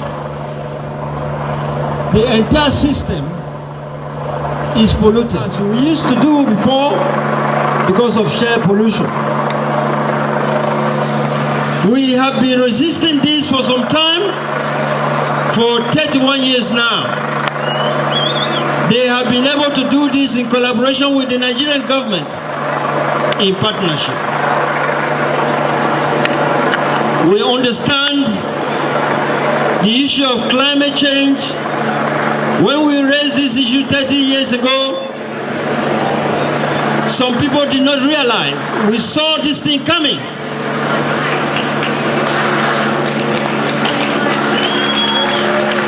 It is now that all of us are realizing, because of the flooding that is ravaging everywhere in the UK, the flooding in other places, the bushfire that is destroying everywhere, the flooding in Europe, the other parts of America, and that, the storms, and all these things. These were the things that we talked about, and the oil companies that were mining oil thought that we were joking. Now, it has come to reality. We don't have time anymore. We have to hold all these governments to account.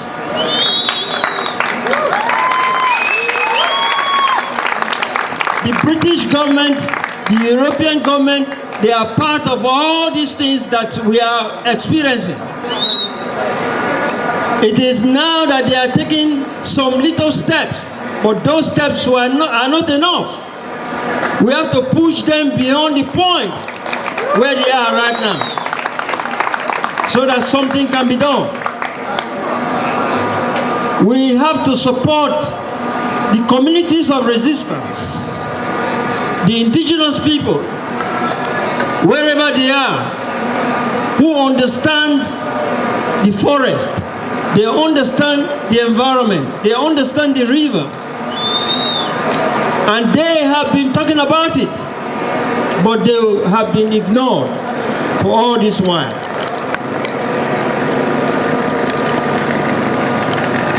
You are doing the right thing now. Extinction Rebellion is holding the government to account in the way that they were not expecting. They are pulling out the punches in the way they were not expecting at all. We all need to encourage ourselves and continue to do what we are doing, because because this is the only way forward. I want to bring a very bad news to all of you. The fossil fuel companies in Nigeria, we're talking of Shell, in collaboration with the Nigerian National Corporation, NDC, MPDC, have just announced that they are coming back to continue oil exploration in the Ogoni region.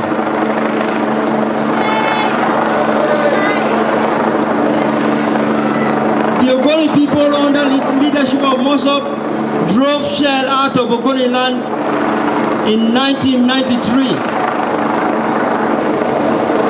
And for 28 years now, we have refused them entry into Ogoni land.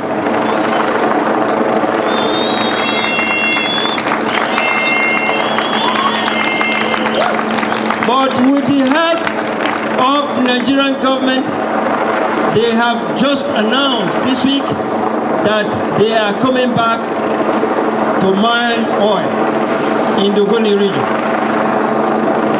In 2011, there was a UN report which says that they have to clean the environment. And we were expecting that they should concentrate on cleaning the environment and not to talk about oil exploration. But it came to us as a surprise that, in fact, it was not a surprise to us because we knew they have been making plans for this comeback since the day we drove them out. They know how much profit they have been losing, and because of that, they continue to put pressure on the Nigerian government, and now they are planning to come back. But I can assure you that the Ogoni people that have been resisting this thing for 31 years will continue to resist.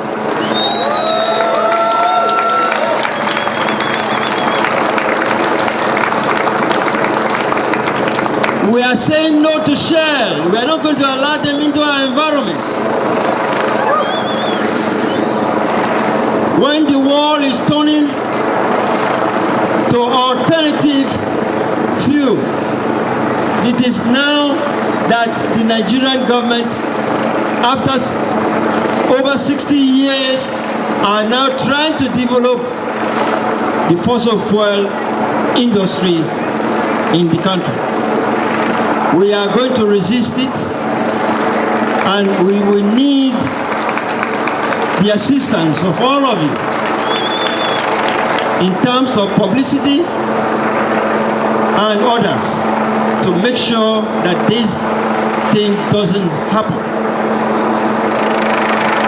We should not allow fossil fuel extraction anywhere in the world again.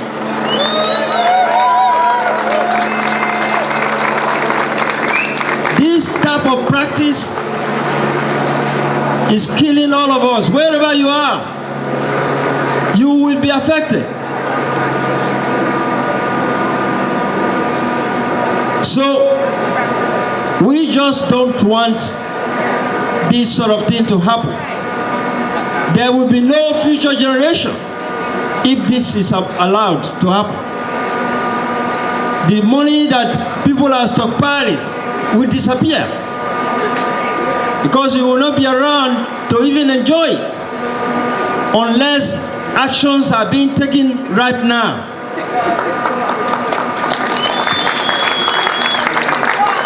I salute the courage of all of you in Extension Rebellion, in Stop the Mangamizi, XR International Solidarity, for what you are doing on a daily basis, drawing the attention of the authorities to what is happening in our respective communities.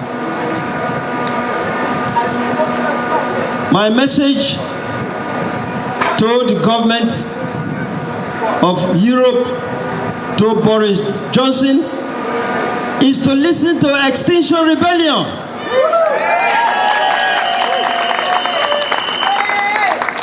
Extinction Rebellion with others have the solution to the problem.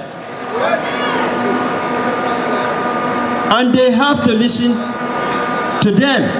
They don't have any choice. They have to listen to them.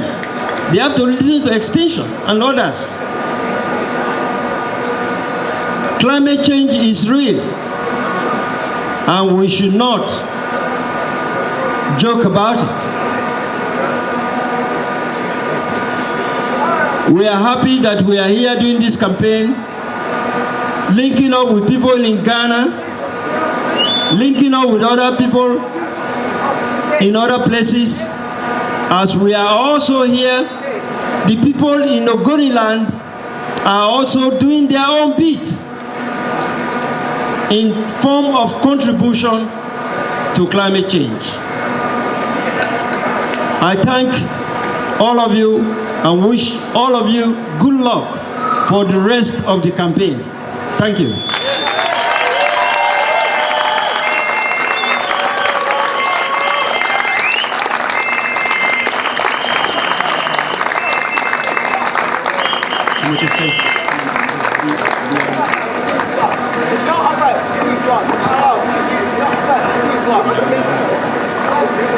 Hola, hermano, ¿nos escuchas? ¿Me escuchas? Can you hear that? Hola.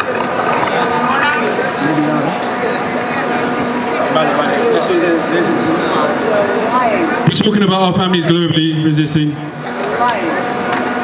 And that international picture starts here in community.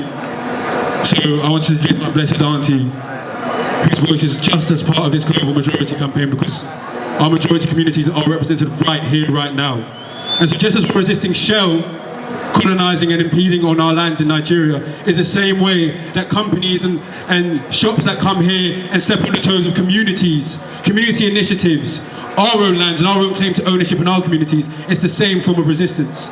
And you have to look around you and support that everywhere, because that's what's happening here. But you're not here. And that doesn't get supported on a daily basis. So you have to understand that the global picture of resistance that we need to support is everywhere around you. And you're deeply implicated in affecting and contributing to that if you don't. So I'm going to pass you to my auntie who needs to speak. Speak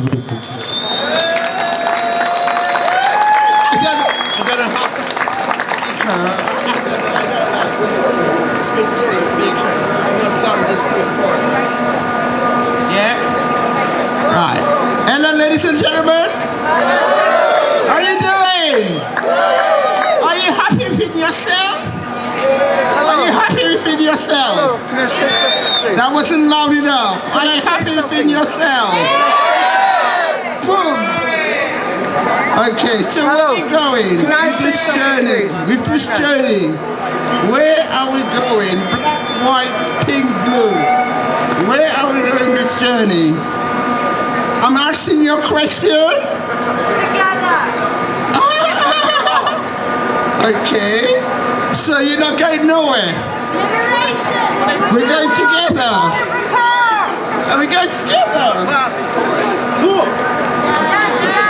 Hello, hello. Right. Can I say something, please? This is the first timer for me. Can I say something? Can I say something? Right here. Can I It's the first timer for me. Please. You know, and I see all of you lovely people. You know, black, white. And we've gone through a journey. Can I say something? And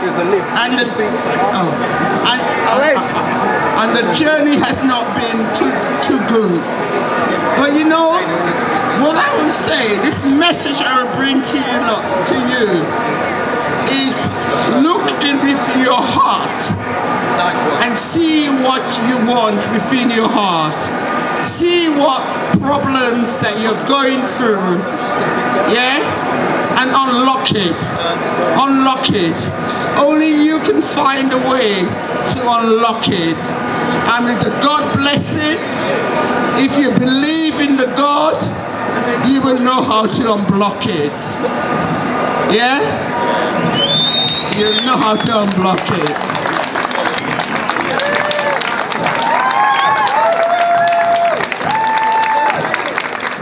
That was impromptu and needed. I'm going to pass you on to... ¿Algunos hispanohablantes aquí? Sick, cool. We're talking about communities we work with resistance whose stories aren't being amplified ever. The British establishment media is going to tell its lies, going to whitewash the truth. But we have the truth all around us, and these majority communities have come together. So I'm going to introduce you to Amra and to our great-grandmother, Daira, who are in Colombia right now, resisting what is being happening. Again, the story of imperialism that's happening around the world that we've been talking about. But we have to join up the dots. Because ESMAD, the violent terrorist police in Colombia right now, is funded and trained by the UK government here. With your UK taxpayer money. That's what we're involved in. And these people are here to speak their truth, but also to wake you up. Because again, it's not about protesters standing and singing and... No.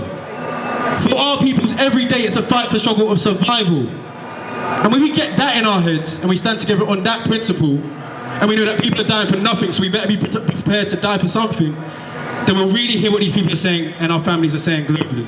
So I'm going to pass you on to Abuela Daira and mi hermana Amra, who's going to translate for you. But they're speaking their truth in their own languages, and I hope that connects with something in your heart. Hola, abuela. Hermanos y hermanas, buenos días en Colombia, buenas tardes en Reino Unido. Soy la abuela Daira, me comunico desde aquí, desde una vereda llamada Retenda Ibáñez. Esto es Cundinamarca, el municipio de Agua de Dios, Colombia. Extensión rebelde. Rebelión soy yo. Rebelión somos todos. Desde aquí, para decirles que somos uno solo. En la lucha para llevar adelante las necesidades de nuestro pueblo. Amra, do you want to translate? Yeah, so Daddy Abuela said, siblings in Reino Unido, good morning here in Colombia, good afternoon for you in the UK. The Abuela is in this moment in a village near of the city of Bogota called Agua de Dios Water. Grita, por favor, Amra. Grita un poco. Vale. The abuela, I repeat, the abuela said, siblings in UK, good morning for you. Good morning here in Colombia, good afternoon for you in UK. The abuela is in Agua de Dios, that is a village near of the city, Bogota, Water of God, call it this village. And the abuela said, I am the rebellion. We are the rebellion. We are one for the stretch of the life. Mi corazón se enlaza con ustedes porque son mis hermanos. Y este es un día esperado de esta conexión para estar aquí, todos juntos, luchando por la justicia de la mayoría global, que somos nosotras y nosotros, todos los que están allá en África, todos los que están fuera de África, somos uno solo, buscando en el mundo una manera de integrarnos, de articularnos y especialmente luchar por una vida digna. The abuela said, my heart is joined with you because we are siblings. This is one day for the connection, for the unity, for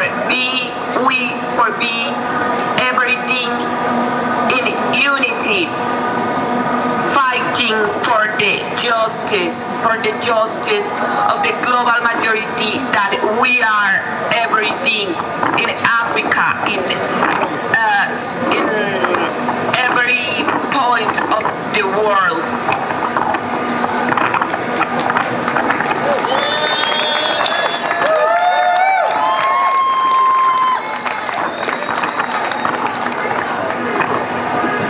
Puede continuar, abuela. Saludando también al abuelo Kofi, a todos los abuelos y abuelas, a los jóvenes que se encuentran aquí en este importante encuentro. Un encuentro que no es de la gente del Reino Unido, sino de la lucha del mundo. Porque no importan las distancias, estamos unidos en un solo ser para esta lucha planetaria y esta lucha junto con la Madre Tierra. Greetings also for the Abuelo Kofi and every elder and the Jews that are meeting in this stretch. That is not just a fight or a stretch of the UK. It's a stretch for the life, for the protect of the life in the world and the justice. Importante entender las diferentes estrategias que estamos trazando como pueblo, donde unos y otros desarrollamos acciones de frente con el territorio, como es nuestro caso en Colombia, luchando por limpiar nuestras aguas, por sembrar nuestros árboles, por cuidar y sembrar nuestras plantas. Y entonces debemos entender esto, porque unos trazamos estas estrategias y otros las hacen de otras maneras, pero entenderlas es importante para fortalecer estos lazos y estos procesos que, igual que ustedes, desde las ciudades como el Reino Unido y otros lugares de Europa o de África, estamos luchando por lo mismo, por la justicia. It's so important to understood the strategies of the communities of the population for advance in grassroots actions in the territory. For example, here in Colombia, care, protect the water, planting trees, planting different plants. And it's so important understood the different strategies for connect the process and actions that can be in the cities in Europe or in UK, or also in the village or in the communities in Africa or here in Abiyala.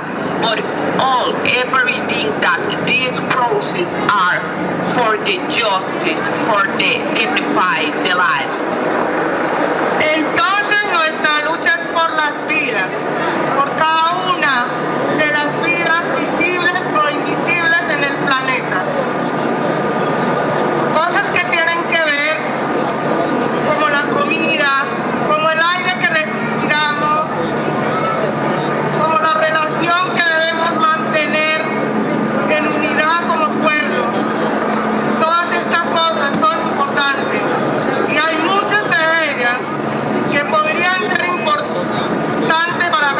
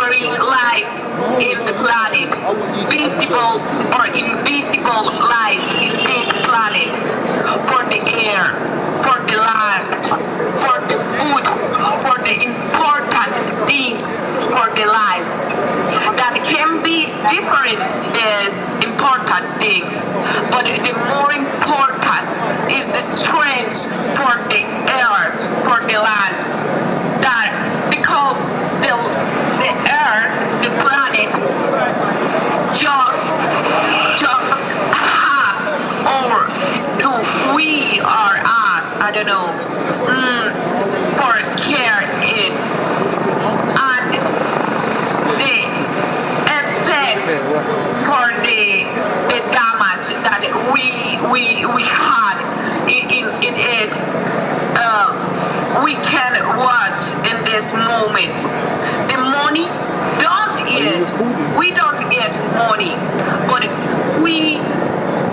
if we need it, and the governments must change their politics that damage and destruction in every place in the world. The rebellion must be for the justice. The rebellion are you. The rebellion it's me. Que viva la justicia. I don't know how to say que viva la justicia. I think we translate that here as no justice, no peace. Or long live justice. I love you. Thank you, hermano. Gracias, muchas gracias. Nos hablamos muy pronto. Ahí te aplaudan. And that is Daira, Quiñones, and nuestra hermana Amra in Colombia right now. Thank you very much. ¿Tenías más? I just realized. ¿Tenías más? ¿Tienes más? No, hermano, ya. ¿Seguro?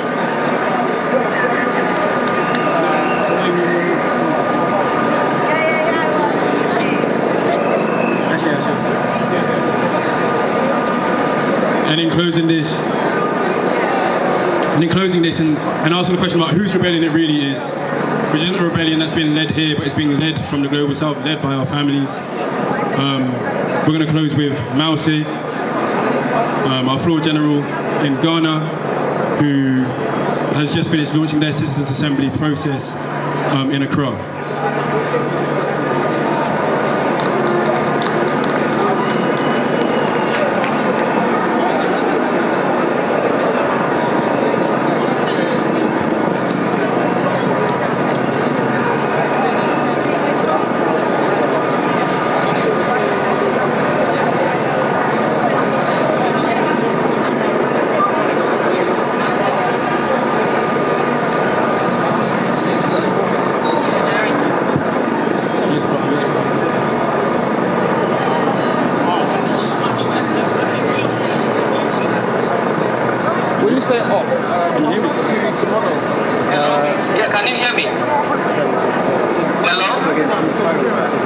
Can you hear him?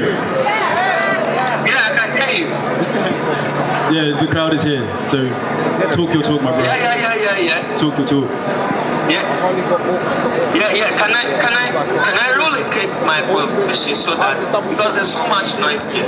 Yeah, okay, do your thing.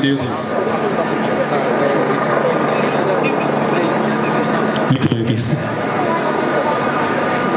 That's the nature of Global South International Solidarity. It's slow, the Wi-Fi doesn't work, the resources are fat here, they're not spread even, but we'll wait and sort that out.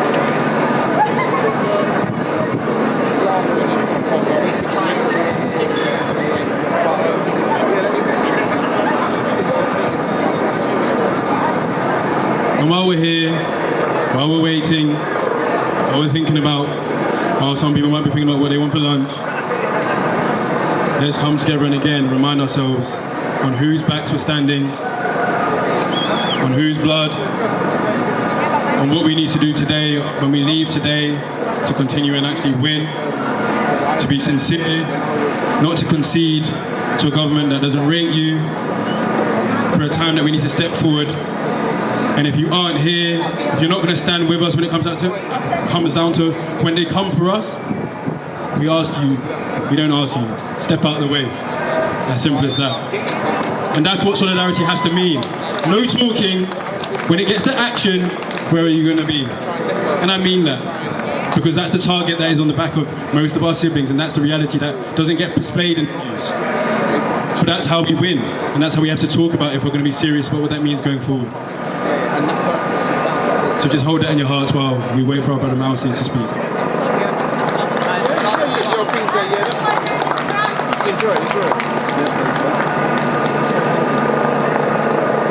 You there? Yeah, can you all hear me? Can you all hear me?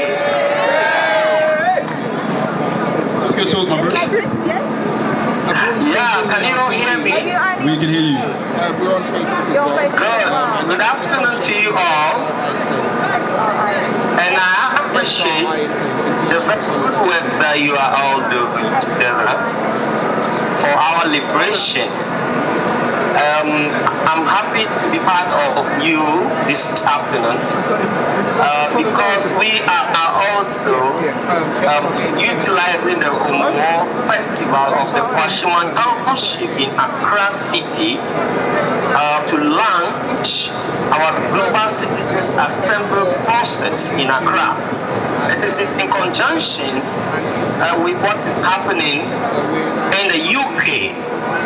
All that we need to let the world know is that we Africans are mindful of our traditions, we are mindful of our culture, we are mindful of our rituals.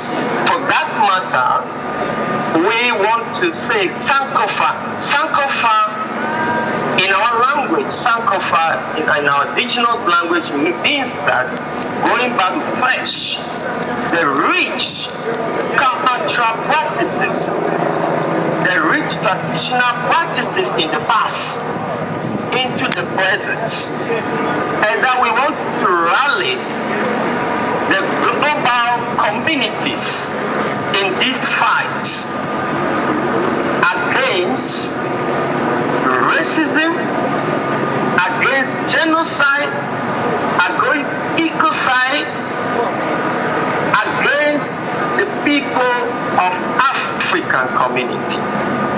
So we want to know, we want to let you know that yes, our community here are on their toes. And everything that is going there, we range our support from the continent of Africa into what is going on in the UK.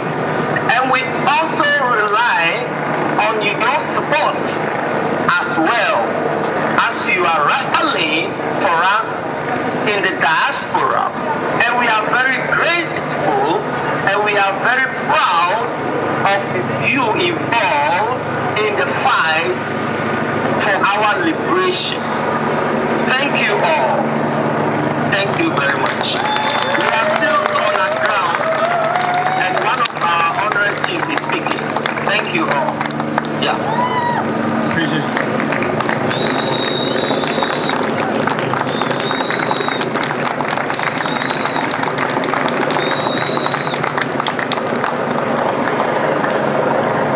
That was our brother Mawuse at the Kwashieman Homowo Festival in Accra. Sending love to my family out there. My family whose rights will not be respected by the British establishment.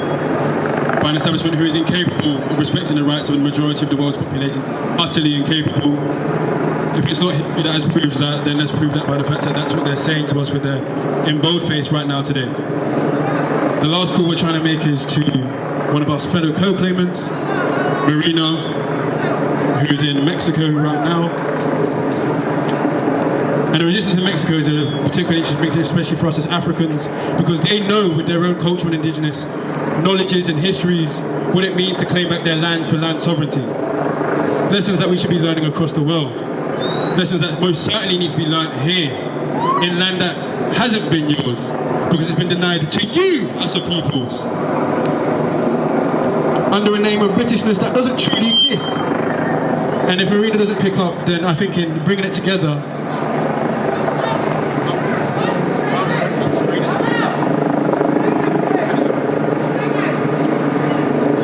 then if not, what we'll do is, we won't be able to share that message, but do follow that stuff on social media which we're making visible, which is a reality of the security, the threats to life of most of our people in the global south, who face death on a daily basis to speak the truth.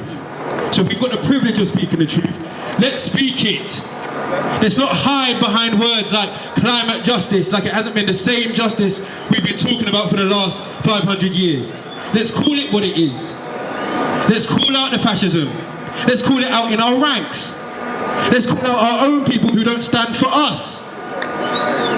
If we're able to do that, then our forces will actually be strong, and those forces are the forces that we're gathering, and we continue to mobilize of the ancestral histories that have brought us here.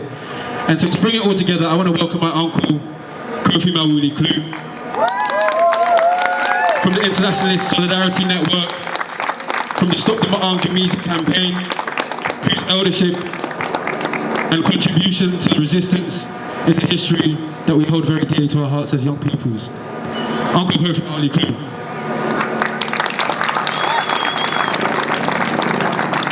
Thank you all for this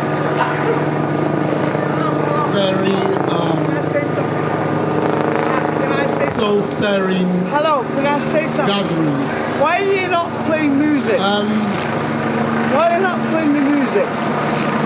Extinction Rebellion started. Why are you not playing the music? Can you hear me? In a minute. Extinction Rebellion started. Can you hear?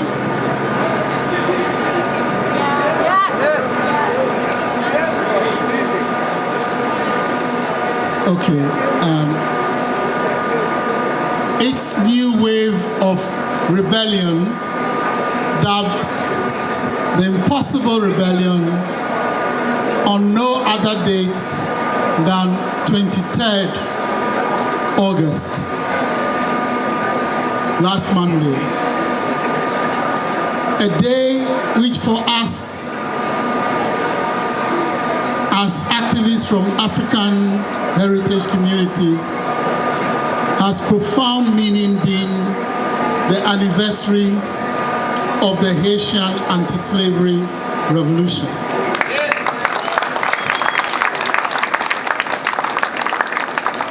An Extinction Rebellion paid tribute to this with opening the Impossible Rebellion with homage to the Haitian revolutionaries. And it's important for us who live in Brixton, the black hats of resistance in Europe, as some of us call it, that this particular impossible rebellion should touch and ground with us here in Brixton.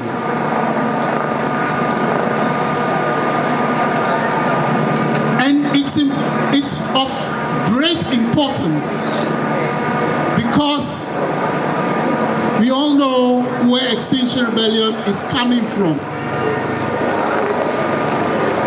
And there's been a lot of challenges in trying to connect Extinction Rebellion into communities of resistance racialized as non-white.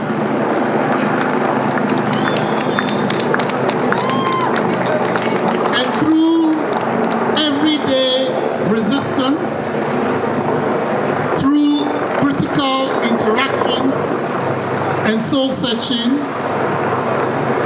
Extinction Rebellion is making that journey. And it is that journey that has taken it today to this event in Brixton. What is important is for us to understand that we can make all the fine declarations that we want. We can wish as much as we want, and in these desperate times of worldwide climate and ecological crisis that is getting worse by the day, claiming huge lives, not only of humans, but of flora and fauna. It is important that rebellion touches everybody, and also we grasp the fact that it can only be victorious as the rebellion of the global majority.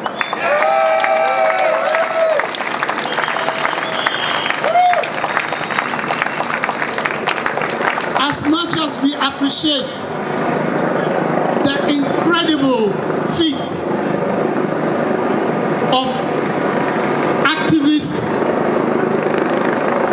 statesmanship, I would say, that is displayed very often by rebels within Extinction Rebellion, ultimately, the change we desire is going to be made by the ordinary peoples of this world. The ordinary peoples who come shopping in Brixton Market, who come hanging around Brixton Market. The ordinary people who make markets across the world the place of real communion amongst peoples. Not online shopping or any of these fanciful things that have been introduced recently, but where people meet each other person to person and have communion, where real relationships are built. And ultimately, this system that has targeted the destruction of our human relationships and is setting us against each other and is perfecting every day its terrible system of divide and misrule.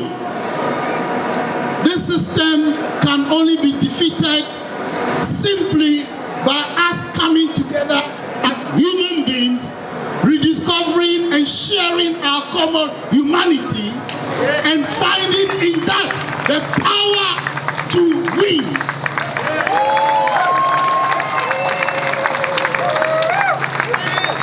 And this is what Brixton represents.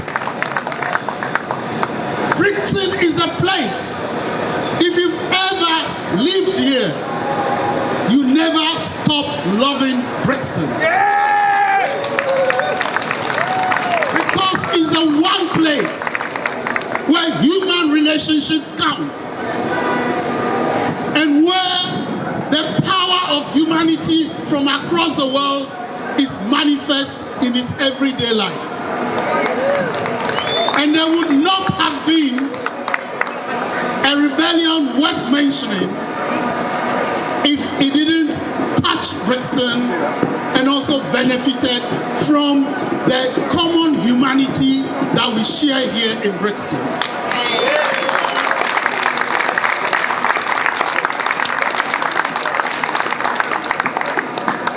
And let's also explore what rebellion is supposed to mean. Yes, it is defined in every way possible. This system of yes man's inhumanity to man. This system that sets us against each other within and across countries. But it's also to be true to being rebellious rebellion is one where each and every person starts with what they can rebel about and in the best way they can rebel.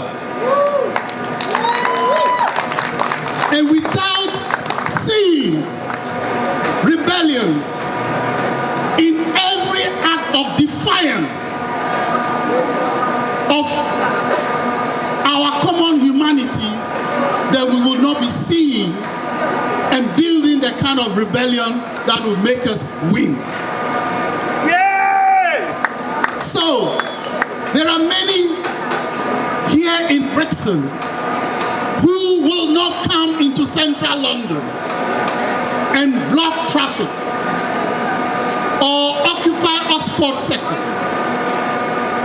But in their homes, even in this market, in the shops, rebellion is alive in most of us.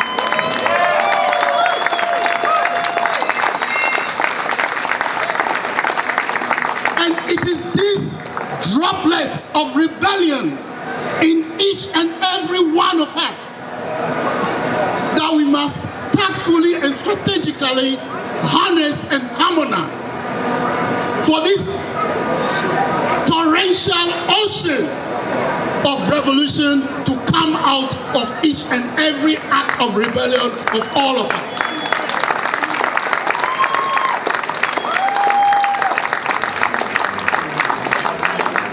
So, many of our people who would not be in central London in the Actions Extinction Rebellion is organizing. They have rebellion in their hearts. And it is when we bring XR to places like this, for people to know that what XR does in central London is very much in tune with the rebellion they have in their hearts, which they express differently, but which, bringing it all together will make us win. That is the purpose of this gathering today. And it's taken our young people organizing as a global majority versus campaign, supported by youth groups like Radical Reset, to make this happen. Of course, in collaboration with many of our friends here in Brixton Market, both traders and also people who just come here, to be part of the Brixton community. And through this, we have connections, as you've seen, to people like us in communities of resistance across the world. And if we continue this way of bringing various other forms of rebellion to connect with the rebellion you find in people's hearts, in people's minds, in people's souls, right here in places like Brixton, there is no power on this planet Earth that prevents humanity from winning. Yeah. And in that victory, we will build a world that you cannot even imagine. The creativity of human beings, we haven't even seen it yet. Our immense creativity is not in destroying life. It's not in conflict with each other. It's not in pretending that one person or group of people is superior to the other. The real strength and beauty and power of humanity lies in when we find that one love Only one. Only with one which love. we started. Only one love, one God. And that one love bosom of Mother Earth. And in that bosom of Mother Earth, a new world rises, for which many generations of our posterity will be glad we are today's rebels. Thank you very much.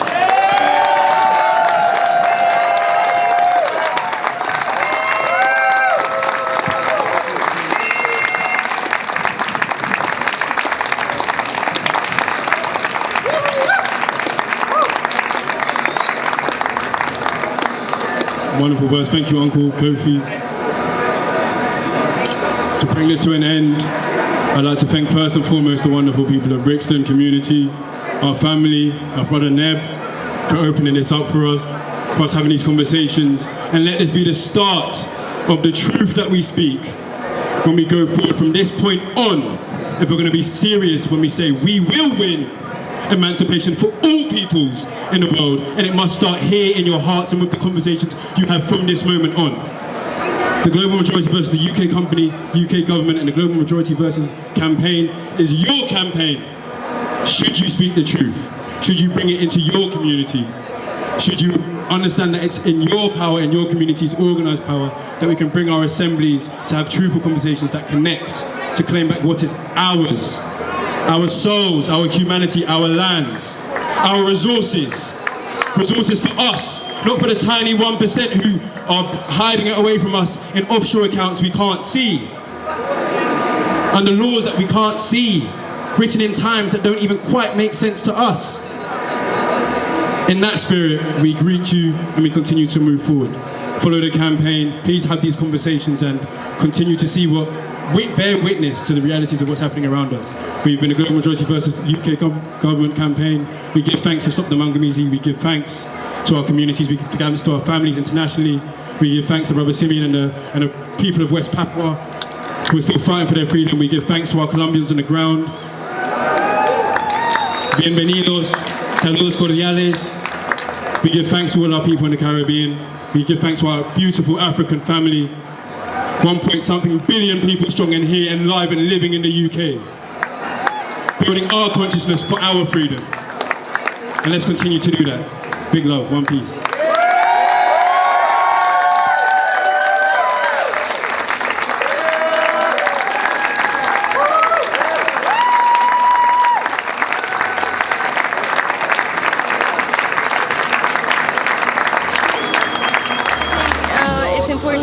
Bringing the climate conversation to the communities that are going to be affected by it. We're not doing anything if we're asking the government to be doing all of these things. We know that the government is not going to do anything for us.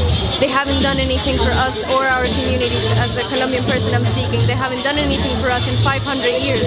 Why would we expect them to do something now? So the opportunity that we have here is to talk to people about what's going to happen, what is the future of places like Brixton, like Lambeth, like all of these boroughs in London. They're going to be flooded within 10 years at least. They've already been flooded in East London.